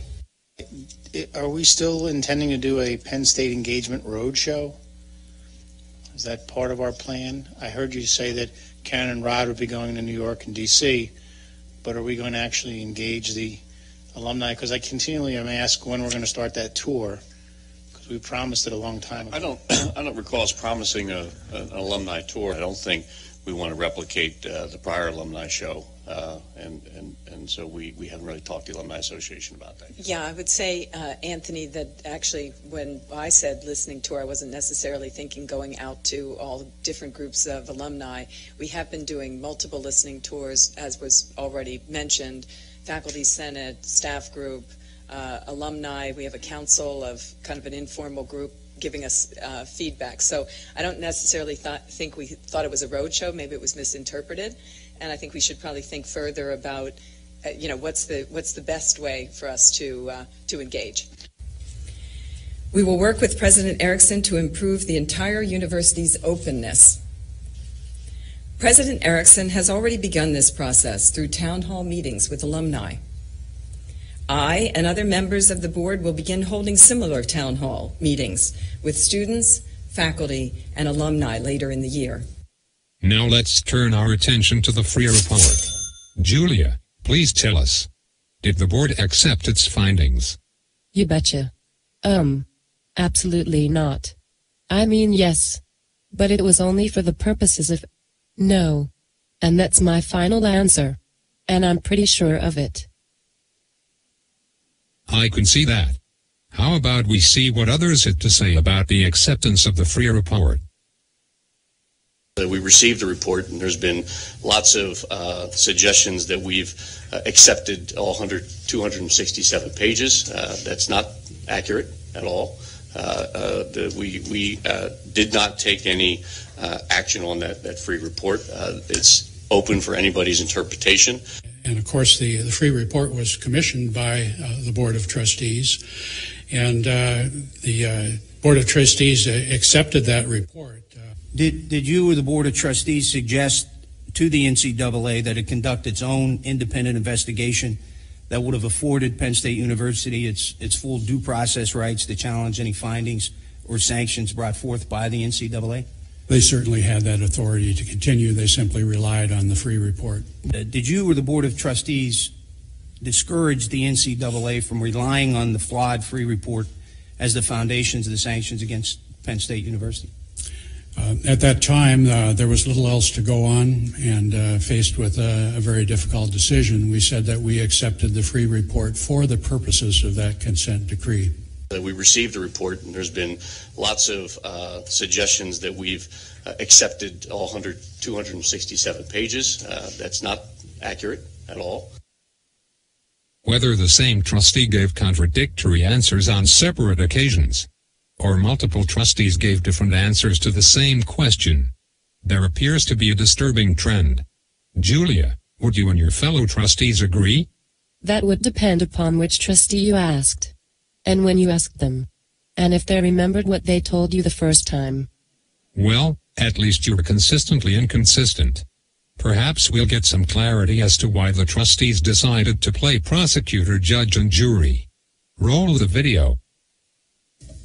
Our administrative leadership also failed.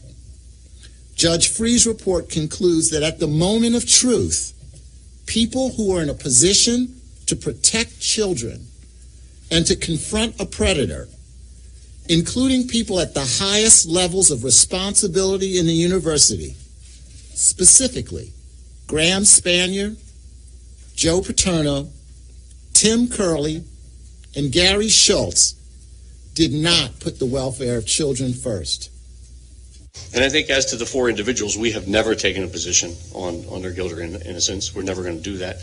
We simply hired an independent investigator that found things that weren't found previously. We put them out there, and we're going to let the courts decide, and others can decide on their own, judge and jury, as to what they are. We're not going to take a position on that, and I don't think we ever said that we were. Yeah, I'll say this. I think that there is no question that what the report finds is inexcusable failures on the part of Joe Paterno and others to protect children.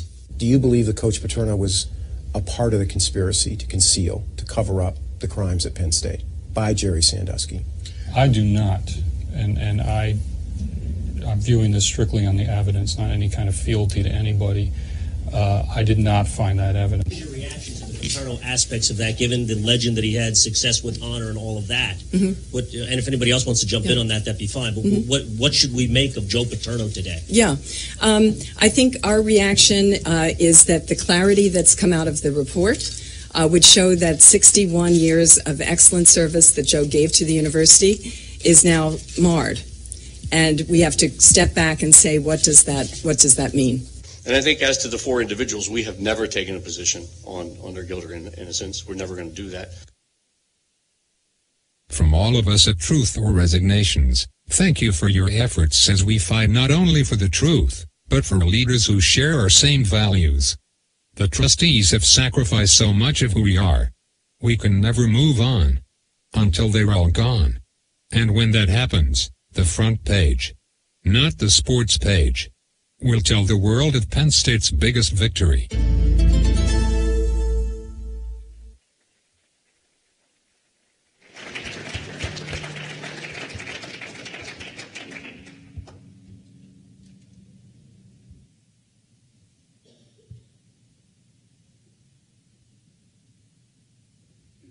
Well, hello, everybody. Okay. We have our panel discussion. Let's welcome our panel, Rob Tribeck, Ryan Bagwell, Seal Masala, Brian Masala, and where is John Danja? Let's give him a hand. Okay. Boy, it's interesting watching that film, and because it brings to mind something that I saw today, that Condoleezza Rice, as you know, was in the running to be the president of the university. And Condoleezza and her people, she put out a statement, and she said that she turned down the request for being the president of Penn State. So she put out a statement to that effect. Well, guess what statement Penn State put out? They said, "This is confidential. I cannot either deny or confirm this report." I mean, think about that. Well, we get into the transparency thing, and you have Anthony Lebrano here. Like I tell people that the only thing that the board makes very clear is that they want to get rid of Anthony Lebrano. That's the only thing they make clear. But, you know, Anthony said that we're told that the most important job we have is the hiring of the president. That's what we've been told from day one, and yet they're excluding us from that process. What do you think about that, guys? I mean, Erickson, from the start, is saying that they want to be transparent. So now you have people being excluded from the process. Can you hear me? I personally believe it's very easy to be open. It's very easy to be transparent. It's not hard. It's difficult to tell lies and to tell lies over and over again. So. Why don't you lift that up? Yeah. I was just saying it's much harder to tell lies than it is the truth. It's very easy to be open, and it's very easy to be transparent. And I just don't understand why they won't do it. Why they're constantly putting out statements like you just said, with Lisa Powers, refusing to confirm something that Condoleezza Rice even said. Right. Right. I don't understand it. It starts at the top, right? I guess it's a culture that we've gotten into. It's a cultural problem that begins at the top, and I think we can all agree that there is a massive failure of leadership at this point when it comes to transparency.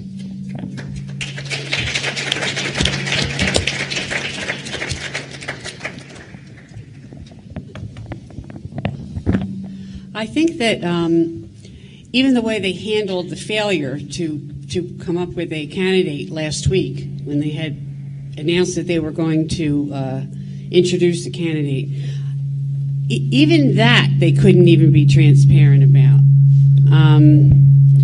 I think if they had just come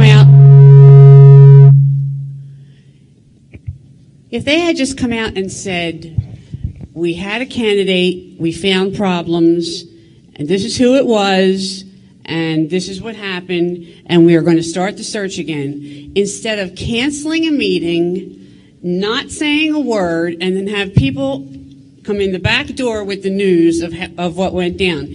it always makes them look foolish, and it always makes them look secretive, and they are not going to be transparent until the legislature forces them to be. And it's just not going to change. They don't learn. Like Ryan, I mean, doesn't Penn State, don't they file to keep the records under wraps? Yeah, Penn State has filed, they have intervened in 2 actions that I've been involved in that are currently pending before the Office of Open Records. And they're pretty much the only thing between me and getting a bunch of records at this point. I want to talk about, we have one Board of Trustees made a statement, and I mentioned this to John. We have Marianne Alexander. When she talks about the situation, the Sandusky situation, and about Joe Paterno. Something of this magnitude in a situation where there is no evidence, did not even do an investigation yet. They didn't talk to Joe, didn't talk to Mike McQuarrie or Tim Curley. And Marianne Alexander says it is all right and okay with her to fire Joe. John, what do you think about that? Well, not only did Trustee Alexander say that, but she also said concerning the decision they made to fire Joe, that there are some situations, her words, direct quote from Marianne Alexander, there are some situations in which due process does not apply, unquote. This was at a town hall with Rodney Erickson held in the Hub Alumni Hall, or I believe it was the theater. Later, after that town hall had concluded, I spoke with Trustee Alexander directly, and I invited her, much as Anthony spoke about doing a road show with students and alumni. I invited her to speak, and bring other trustees with her to speak with the alumni, her constituents. And she said to me in so many words, "The alumni aren't my constituents. I don't have constituents." Well, next spring, she's going to find out the truth of that when she's voted out of office. You know what? I just don't get it when they say that there is no due process. And so does that really tell us that then someone has absolute power? Nobody has any say. And so you have someone like Joe Paterno, who you would think would be given a due respect of having some sort of due process. And yet she says that they have absolute power. He has no right whatsoever to have that. That's very disturbing. And you know what they say about absolute power, Franco? It corrupts absolutely. Absolutely. And talking about that, about firing Joe, the Sandusky grand jury presentment caused Joe Paterno to lose his job. Rob, why don't you tell us what is a presentment and how all this worked? There's a famous Supreme Court justice, and some of you have heard me say this, but there's a famous Supreme Court justice from the state of New York named Sol Wachner. He said one time that a grand jury would indict a ham sandwich. And he meant that. The grand jury process in Pennsylvania, I think this is very important because, quite honestly, even our media, I guess I shouldn't be surprised, but the media has never really understood what a grand jury is. The grand jury process in Pennsylvania does not allow, cross-examination. It does not allow a lawyer to object. It doesn't allow anything other than a prosecutor asking a series of questions from a witness, and the only people allowed in the room are the prosecutor, the grand jury, the witness, and the witness's lawyer. All right? Now, we can debate all we want about what Cynthia Baldwin's role was, but she was there as their lawyer, okay? A grand jury presentment is a lot of things. What it isn't is fact or evidence or a transcript or admissible in court or even worth, quite honestly, the paper that it's written on. It's a document drafted by a prosecutor. All right? The grand jury signs off on it. Period. End of discussion. It's done to get an indictment. That's it. It's worth not the paper it's written on. For example, a grand jury expires. All right, they have a certain amount of term. Okay, the grand jury that issued the presentment, the Jerry Sandusky presentment, the grand jury that issued that presentment did not hear Mike McQueary testify. I want you to understand that. They found him to be, quote, extremely credible, and they found certain Penn State administrators, Curley and Schultz, to not be credible. Wait. Let me understand this. That grand jury did not interview Mike McQueary. They did not hear Mike McQueary testify. They weren't impaneled. It was another grand jury. That grand jury's term expired.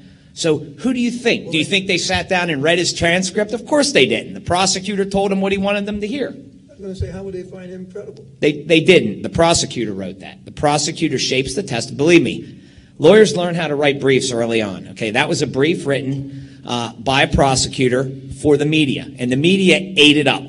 They ate it up, and it became a story. You don't write grand jury presentments like that. You write grand jury presentments to get an indictment, you get out the door, and then you try your case. You take them to trial. This was written for a purpose. It was written to incite the public, and the media followed them like sheep. That's what it's worth. You know, and also talking about the NCAA, was there any written document between Penn State and the NCAA? I mean, anything to let us see what they were talking about? Certainly not that I've seen. I mean, there was that letter from November 2011 that I think Ray or Eileen had up on the board where they said they were going to conduct their own investigation, and there was no way the Penn State Board of Trustees were going to allow that.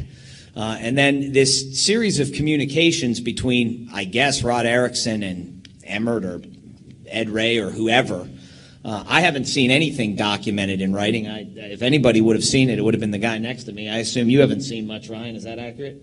No. And it doesn't exist, and probably for good reason. It doesn't exist because, you know, if it was in writing, we would know what really happened. As it stands, we have Rod Erickson telling us that we were threatened with the death penalty. Mark Emmert, I'm not sure where he is. And Ed Ray, who was the president of the executive committee at the time, stated unequivocally, that the death penalty wasn't on the table. I mean, somebody's lying. I mean, how the media hasn't jumped all over this and pointed out one of those two gentlemen is lying. Which one is it? I don't know. I guess we'll find out if this case goes forward. Take our pick. Take your pick. But if there were documents, if there were emails, if there were communications in writing, we'd know the truth. We haven't seen that yet. I mean, the lawyer, allegedly lawyer, that we hired was up in some cabin in Maine negotiating this on the phone, allegedly. That's so absurd that it's hard to believe, but that's what he claims, that he was in a remote cabin. He didn't have access to documents and emails, so he had to talk on the phone. Yeah, John. Yeah, on the specific question of who's lying, Rod Erickson or the executive of the NCAA, I actually asked President Erickson that very question, point blank, in a town hall, broadcast live in front of a full theater, and all the radio listeners of, I believe it was the Line 90.7 FM was carrying that live at the time. His answer was very obfuscating. He referenced some obscure ESPN article about the subject, as though we can trust ESPN to give the truth about our university. Who believes that? Unfortunately, there wasn't really the opportunity for follow-ups, for questions in that town hall. Otherwise, I would have kept, digging for the truth with them. And of course, he would have kept trying to evade, so I guess we would have gone nowhere anyway. But the point is, Rodney Erickson essentially said in so many words, because it's a yes or no question, either or question, that the NCAA was lying. That was the only conclusion that you could take from his statement. Now, what the truth is here, I don't know, because I don't trust Rodney Erickson either. But once we get to the bottom of this, I'm sure it'll open up a lot more interesting things that we have still yet to cover. Well, I mean, talk about Rodney Erickson. From the beginning, he wanted to de-emphasize football and put more emphasis on academic. What do you say about that, Brian? I mean, I was totally flabbergasted.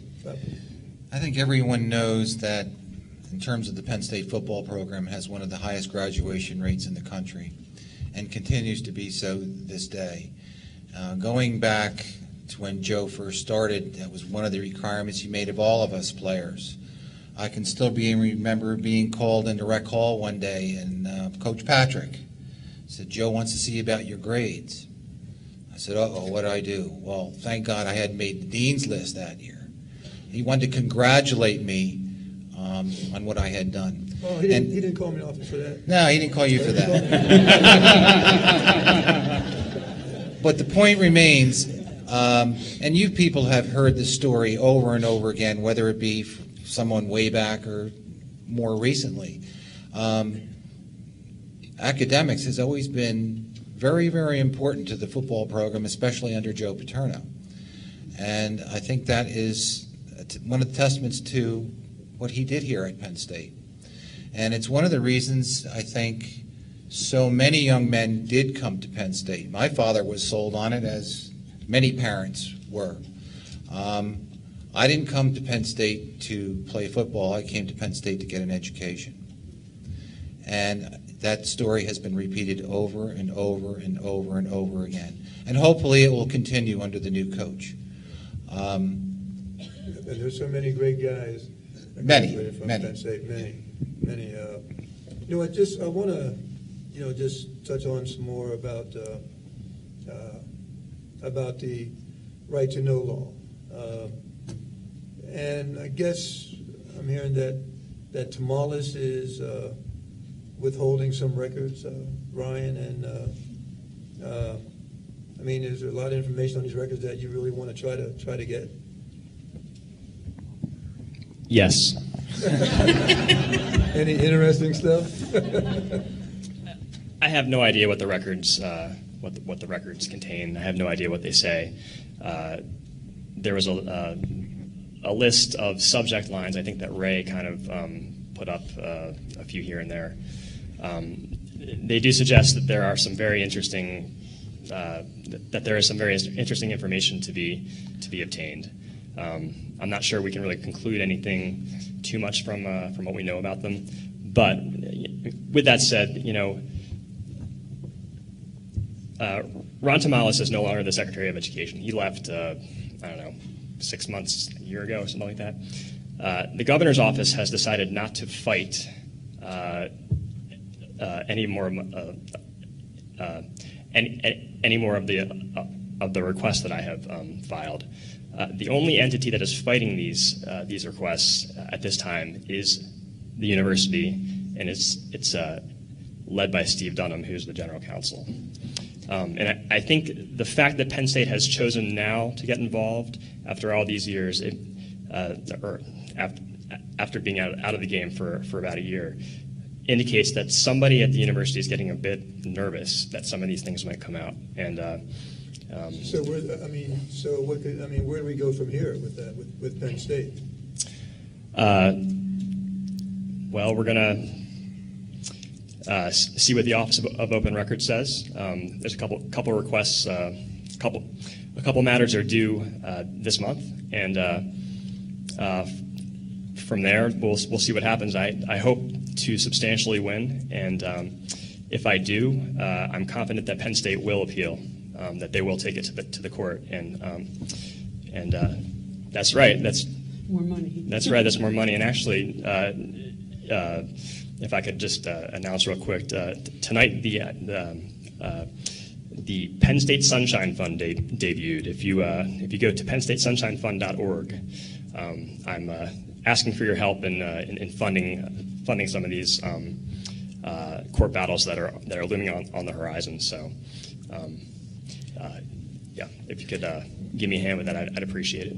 Hey Frank, on the right to know, and I think it was in Ray's presentation, and I'm afraid it got lost because we've covered a lot of ground, but I think it's worth noting, and I'm sure this is up on Ray's website, but 6 months after they fired Joe Paterno, the board was trying to craft the narrative that they were going to tell the public as to why they fired him. Now think about that. You saw John Surma saying November 9th, we're firing him. We don't know why we're firing him. We don't know the facts, but we're firing him. And then, well, they may not have fired him. They just retired him early. But 6 months later, They're trying to craft the narrative. Now, the free report's ongoing, allegedly, at that point in time, right? They're sending emails back and forth about the Paterno termination narrative. You have to ask yourself why.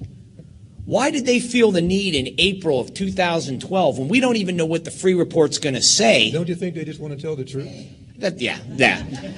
Well, let me tell the truth about one thing. And again, I'm sorry for banging on the media.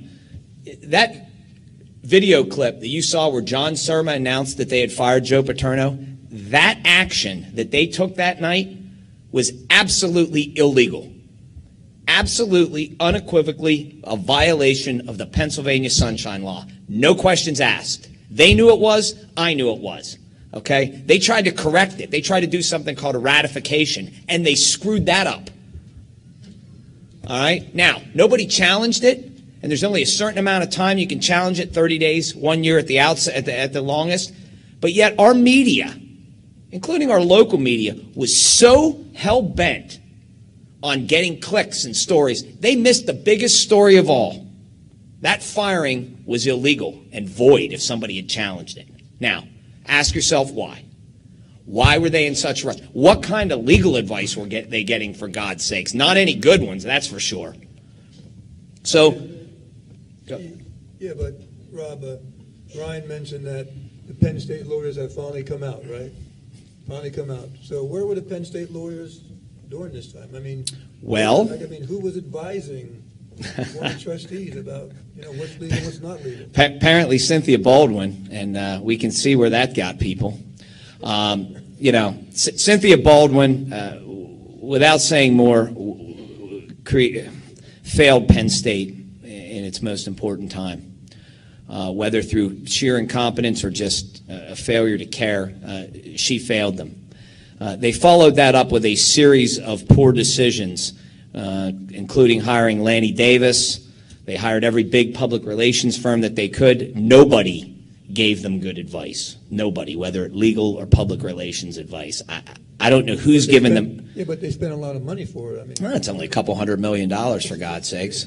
I mean, it's to the point that I'm sure everybody saw the report this past week from a federal judge in Philadelphia who said that with respect to Victim 6, Penn State could not be held vicariously liable for the acts of Sandusky. And what vicarious liability means is you're holding an employer liable for the acts of one of its employees. You'll recall Victim 6 was back in 1998 when he was still employed here.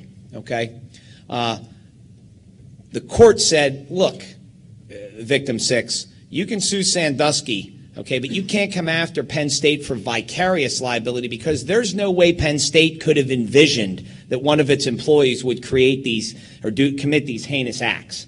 So they said that case gets thrown out. Now, think about that. They threw out the case against Penn State for vicarious liability for a victim of Sandusky while Sandusky was at Penn State. Yet Penn State paid how many hundreds of millions of dollars, $60 million to these settlements. To the other victims that he identified, Victim 6. That he identified who, it happened after he left Penn State. So, I mean, it's backwards. It's John's word, bizarro world. I'm going to say, see, I want to ask you that the first few months after this happened, what were you seeing? What were you feeling during those first few months a couple of years ago when this was going down? Well, I think there's a lot of confusion in the beginning because you couldn't sort out motivation, you couldn't sort out, who was lying. I wasn't thinking that there was all this backstory to all this at this point. It just took it for face value. And then 2 years later, and I can't believe we're saying 2 years later, we have so much information. But in the beginning, it was all very confusing and painful, very painful as a Penn Stater, and all Penn Staters know this was a very painful time.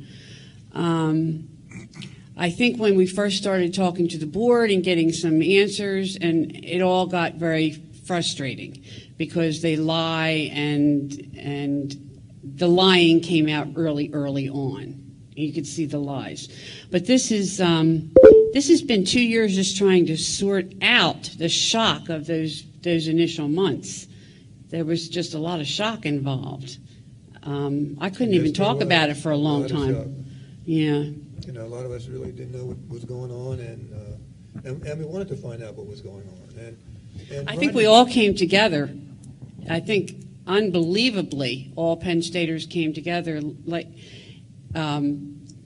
everybody has their niche, everybody has what they do, and they do it to the best of their ability. And it's almost as if this entity is organizing everything because everybody has something to contribute. This will, just through the sheer strength of the unity of the Penn Staters, will get straightened out. I do believe that. But I'm going to tell you why it's important. Back when we were in college, and you'll remember this, back in the late 60s, around, Dana's laughing, the Vietnam War was going on. And we had an occurrence that really impacted all the universities. There were the shootings at Kent State. And do you know, to this day, I can't hear the words Kent State without thinking of those shootings. And I don't want that to be people's perception of Penn State.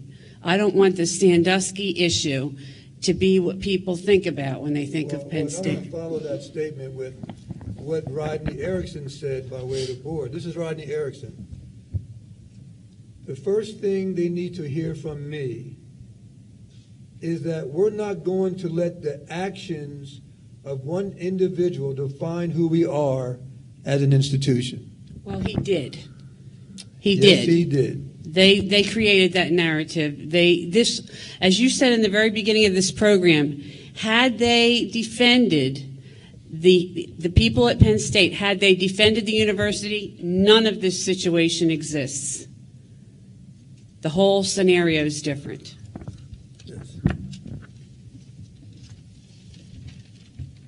Once again, I just want to talk about the presentment, and that the presentment was accepted by Ken Frazier, John Surma. All didn't mention it.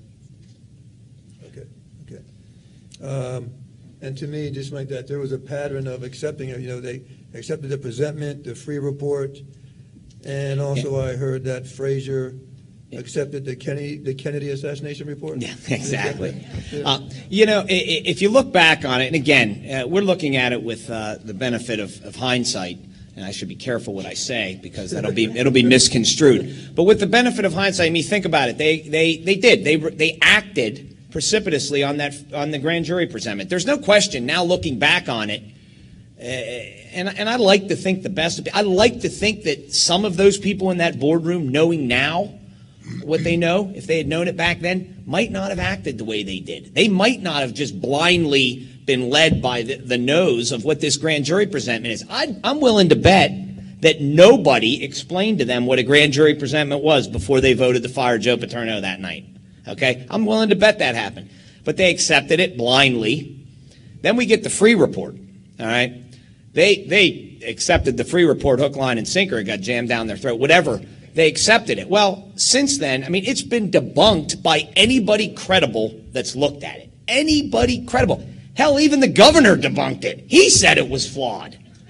I mean, everybody that's looked at it has said this paper, this report, the findings in this report, forget about the recommendations. That's not our expertise. But the findings, the way that investigation was done, was flawed.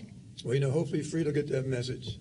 On that we're hoping, but I just want to make one statement, and just want to mention to Ryan.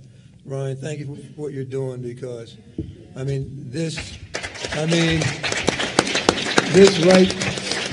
right to know law and pursuing that is very, very important, and it's very important to all of us guys. And just as Seal mentioned, we want to find out information about what people knew and when they knew it, and the decisions made with that. So this right to know law could really open up our eyes to a lot of things. If I could just add to that too, one of the things I'm most proud of is that the court ruling in July, it wasn't just for me, it wasn't just for you, it was for everybody in Pennsylvania and throughout the nation. It really gave everybody in this room access to the same information. And so, while folks applaud my efforts, I have to kind of temper the enthusiasm just a bit, because the way I see it, I'm just asking for information, just like anybody else can. So I just kind of wanted but to... you're pursuing it also. You're just not asking you. I mean, you kept at it, and you made a difference. And that's the sort of thing that we're talking about. And I want to thank Penn Staters for that. I mean, so many times during these 2 years they told us to move on, but you guys kept at it because you knew something wasn't right. You knew it. And that's what really makes a difference when somebody has that type of attitude. So thank you for that, Ryan. Thank you. Okay, we're going to open up for a couple questions. Yes. Hold on 1 second. I just want to know, it looks to me like people like Cynthia Baldwin seem to think if they quit their job and they leave, they're out of this. Oh, like right? Sharma also, you mean? Right. So let's say this Paterno case moves forward. Is there an opportunity to pull those people back and find them guilty for crimes? I mean, can they just quit a job and wash their hands of this, or can they still be called back and be accountable for their actions? Well, I would think that we're hoping that some of the characters involved, especially in the prosecution of it, will be held accountable. Rob, that's more of your element. I mean, two different questions. One, can they be charged criminally if evidence comes out that they committed a crime? The answer is yes. People, just because they've quit their job, if it's determined that they've committed a crime and if the prosecution chooses to pursue it, they certainly can. On the civil side of things, meaning if somebody's found to have done something not criminal but civil, can they be sued civilly even though they've quit their job? The answer is possibly, but probably unlikely. So I can't say that the people who've jumped off the ship are going to get off scot-free, but I think realistically, I think we have to be realists. I think it's very unlikely that anybody, whether it be Baldwin or the rest of them, are going to be either pursued criminally or civilly. But we can't forget them, okay, guys? That's the most important thing. We can't forget what they did to Penn State, and we will have the names of all the Board of Trustees there 2 years ago up somewhere. Believe me, we will, okay? Because we don't want to forget them. Yeah. This may not be a question that gets answered tonight, but the question I've been looking for lately is, what is the end goal and what is the roadmap for getting there? Well, you're right. That question really, like in a way, everything you mentioned is within the answer. That your question was also the answer about the roadmap. I mean, we hope that some of the roadmap that we're on, we're doing things legally, and these legal options that people are taking are very, very important. Also, we know we have to do things politically. That Penn Staters have certain things in their hands, and Penn Staters have a lot of power, and so that's very important. And then also PR-wise, the narrative has been one way for a couple of years, and the narrative has been anti-Penn State, anti-Joe. With PR, we have to change that narrative, and we're hoping that can happen by people seeing more of what's happening here, and see who was involved, the people involved, what they did, the media, what happened with that, and like also to know the truth about how they targeted Joe and targeted Penn State, and so trying to get that out there in a number of different ways, and the end goal is that, to me, I would really like people to see the true legacy of Joe Paterno, and that's very, very important. And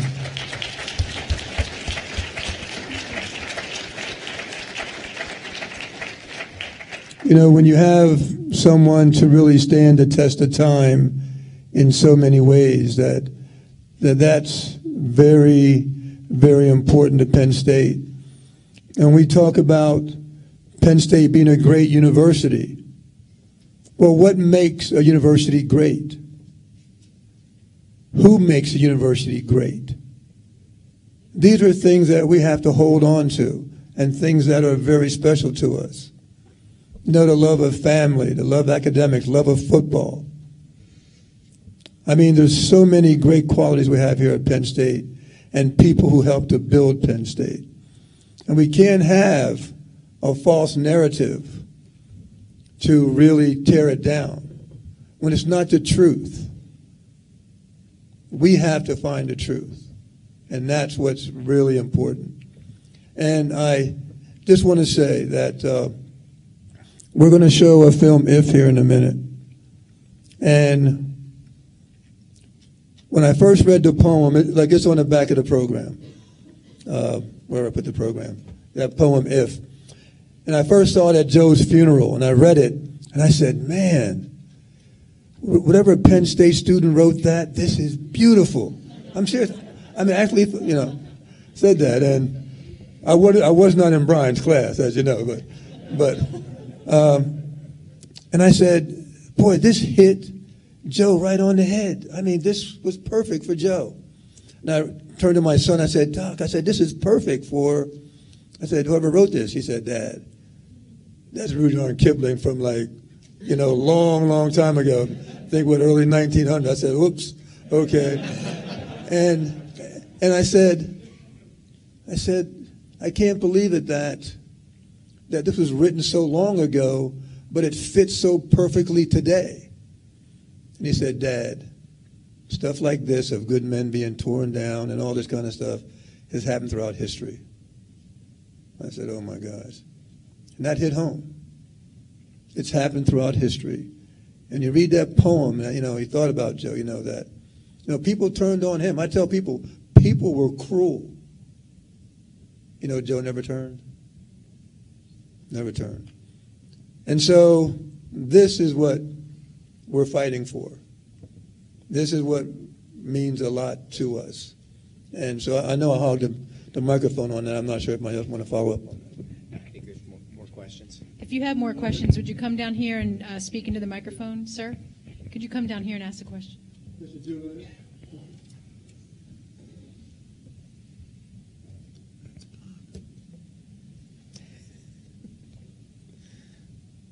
Accustomed as I am to public speaking, if I can follow up, Franco, you laid the emotional groundwork and the goal that we all want to reach. Let me go to the pragmatic end of it. And the pragmatic end of it, and I think Ray and others have mentioned this, we've got to get legislation through. That's the pragmatic end. And the pragmatic end is very important. Next week, Senator Yudichak is going to introduce his governance bill in the Pennsylvania Senate. Senator Smucker, chairman of the State Government Committee, has already introduced the right to know legislation to put the 4 state-related universities under the right to know. Representative Conklin has introduced legislation in the House. There's interest in Harrisburg. Let me tell you, there's interest in Harrisburg. This is an incredible group right here. You, each and every one of you, are lobbyists, whether you know it or like the word or not. I mean, I'm a professional, but you guys are more important. You need to understand that you need to know what's going on. I'll do my best to keep people, and Rob, I'm sure will too, to keep people abreast of what's going on in Harrisburg. Okay, thank you very much. Okay, I'm sorry. The only thing I'm going to tell you is they need to be under the Ethics Act. The Board of Trustees is totally, ridiculously constituted. And there are too many people there. And when you all know how the business and industry members of the board are selected or elected, let me know. I haven't the least idea. Okay, thank you, Representative. And I just want to follow up with him that if you look at how the board elects with B&I, I mean, they elect their own. I mean, they, agriculture, they elect their own. We have no say in that. Right. And then you have that executive committee from those two groups that run the university. We have no say in that. And that's the problem. When we have no say in that, and business and industry and agriculture should step up and remove the people that were on the board in November 9th, 2011. Ag and B&I has to step up and get rid of those guys. They really do.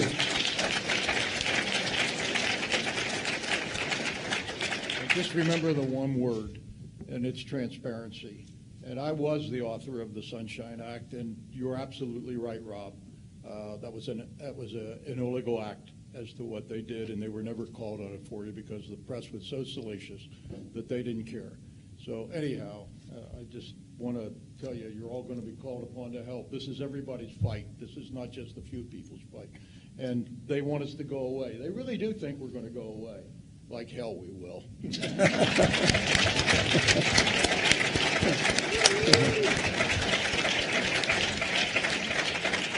This is a little off base, but it's always bothered me, and everybody I talk to, it's bothered them. How does the board get to free?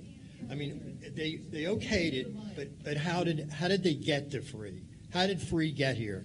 Then the other part of it is, last year I went up. It was up in the library, the Paterno library, and they had the people that are doing the headhunters. That was the biggest joke I ever met in my life. It was like I could have taken my 3 grandkids that live up there, and they could have been better off it. They were just absolute, complete idiots, morons. I ended up getting, walking out, but I was quoted in the newspaper because it was so disgusting. How does the board pick these people? And do we have anything that we can stop them from making these awful, awful decisions that are ruining the university? Thank you. Yeah, fair questions for sure, and nobody really knows how we got to Louis Free. I've asked the question. I've not really gotten an answer. My guess is we got to Louis Free because he's known as a guy that will deliver what you want, meaning you tell him what you want and he'll deliver it. He was completely unqualified to conduct this investigation, he and his team, just so everybody, I mean, people think, he's a former head of the FBI, he was a judge. Let me be clear. He was not qualified to conduct this civil internal employment investigation. That's like having your heart doctor operate on your knee. Okay, they're 2 different jobs. How we got there, I don't know. How do we get the board to stop making poor decisions? I wish I had that answer. Rob, I want to answer this question. I meant to ask this question to the panel here. That do you think the NCAA would have done their own investigation? Would they have done their own investigation into the Sandusky scandal? Anybody have any thoughts on that? Would they have done it? If we wouldn't have done it, would the NCAA have done it into a criminal investigation? Got into it. Thanks.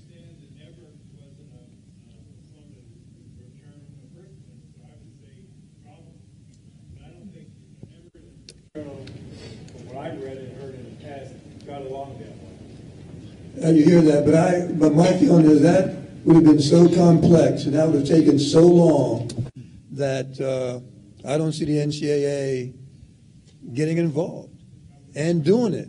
And yet, so we went ahead and did it ourselves and spent all that money. But that's. I think we put it right in their lap. I think we put the whole thing in their lap. We gave them the investigation. We gave them the. How do you not accept the free report, but you accept it for the purposes of the NCAA? We gave them the investigation. We gave them the sanctions. I think we just did the whole deal. Yes, we did. Right. So essentially the Board of Trustees is saying, well, we're not sure whether or not we accept the free report, except for all of the terrible consequences that accepting it has for us. So they'll take all the worst of it, but nothing else.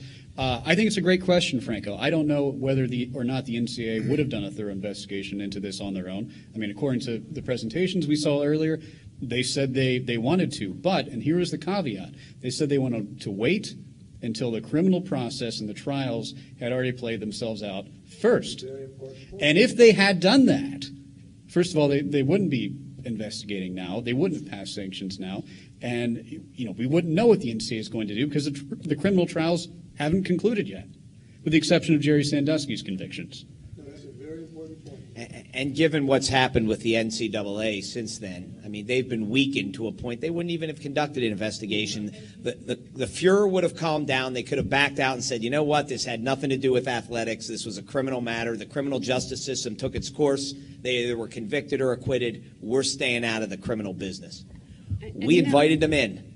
The other thing that doesn't make sense is talking about when you're speaking about waiting for everything to calm down. Wouldn't common sense have dictated that Penn State says, no, we're not accepting sanctions, we are appealing them, and that would have built into the whole scene the calming down period. So why wouldn't you do that? That only makes sense. No, that's why they wouldn't do it. I want to make one more point about the free report, and I think this is an important point, and it's something that you all should take away. I don't know if you remember the morning of Mr. Free's press conference when he went off talking about things, and there was a computer glitch right before that. Does everybody remember there was a computer glitch and you couldn't get the report? We were there. Yeah. Well, guess what? 8 hours before that computer glitch happened, Deadspin published an article online that there was going to be a computer glitch I've seen the document. It was a torn-up document that somebody got out of a trash can. That computer glitch was manufactured. It was fake. It was done so that the media couldn't read it and would just listen to what that guy had to say. Right. We had an hour. There was going to be an hour. I was there. Brian and I were there. There was an hour designated where you would be able to read the report before Louis Freeh came on stage and did his thing. And during that hour, and the media was all there going nuts because the computer glitch? Yeah, the computer glitch was planned. And if you go on Deadspin from that time in July, you'll see the actual document that they had, that they published at 2 in the morning, 8 hours before the press conference, planning the computer glitch. Now, ask yourself why. If it wasn't intended to create some reaction, why did they have to do that? If the Freeh report was truly independent, truly was not known by Penn State, why did they have to do that? And to answer the question of why the board hired Louis Freeh, I don't know. I can't really peer inside their minds and explain that. But my speculation is, on the Board of Trustees, there's a culture problem where they value manipulating public opinion over the truth. Well, guys, if you think about it, can you believe all this stuff? I mean, you can't make this stuff up. I mean, it would be impossible to sit here and say, okay, we're going to just make it up. I mean, this is real. This is real stuff, and it's scary. And it involves us. And it was done to us. And we had the effects of it. And we're still feeling the effects of it. But we know. And having information is so important in so many ways. But what do we do with it? That's important. So please spread the word around. Let people know that all this stuff that was said about Penn State and Joe, the narrative has changed. And we have a new narrative. And that's very, very important, guys. As I said earlier, we have a great institution, one of the best in the world. Great people, great alumni. And who made that great? It's important for us to remember that. Have a good evening. Thank you very much. We have a video. Chris will put the video on now. And this is with the poem If. It's a very touching video, but as I said, that poem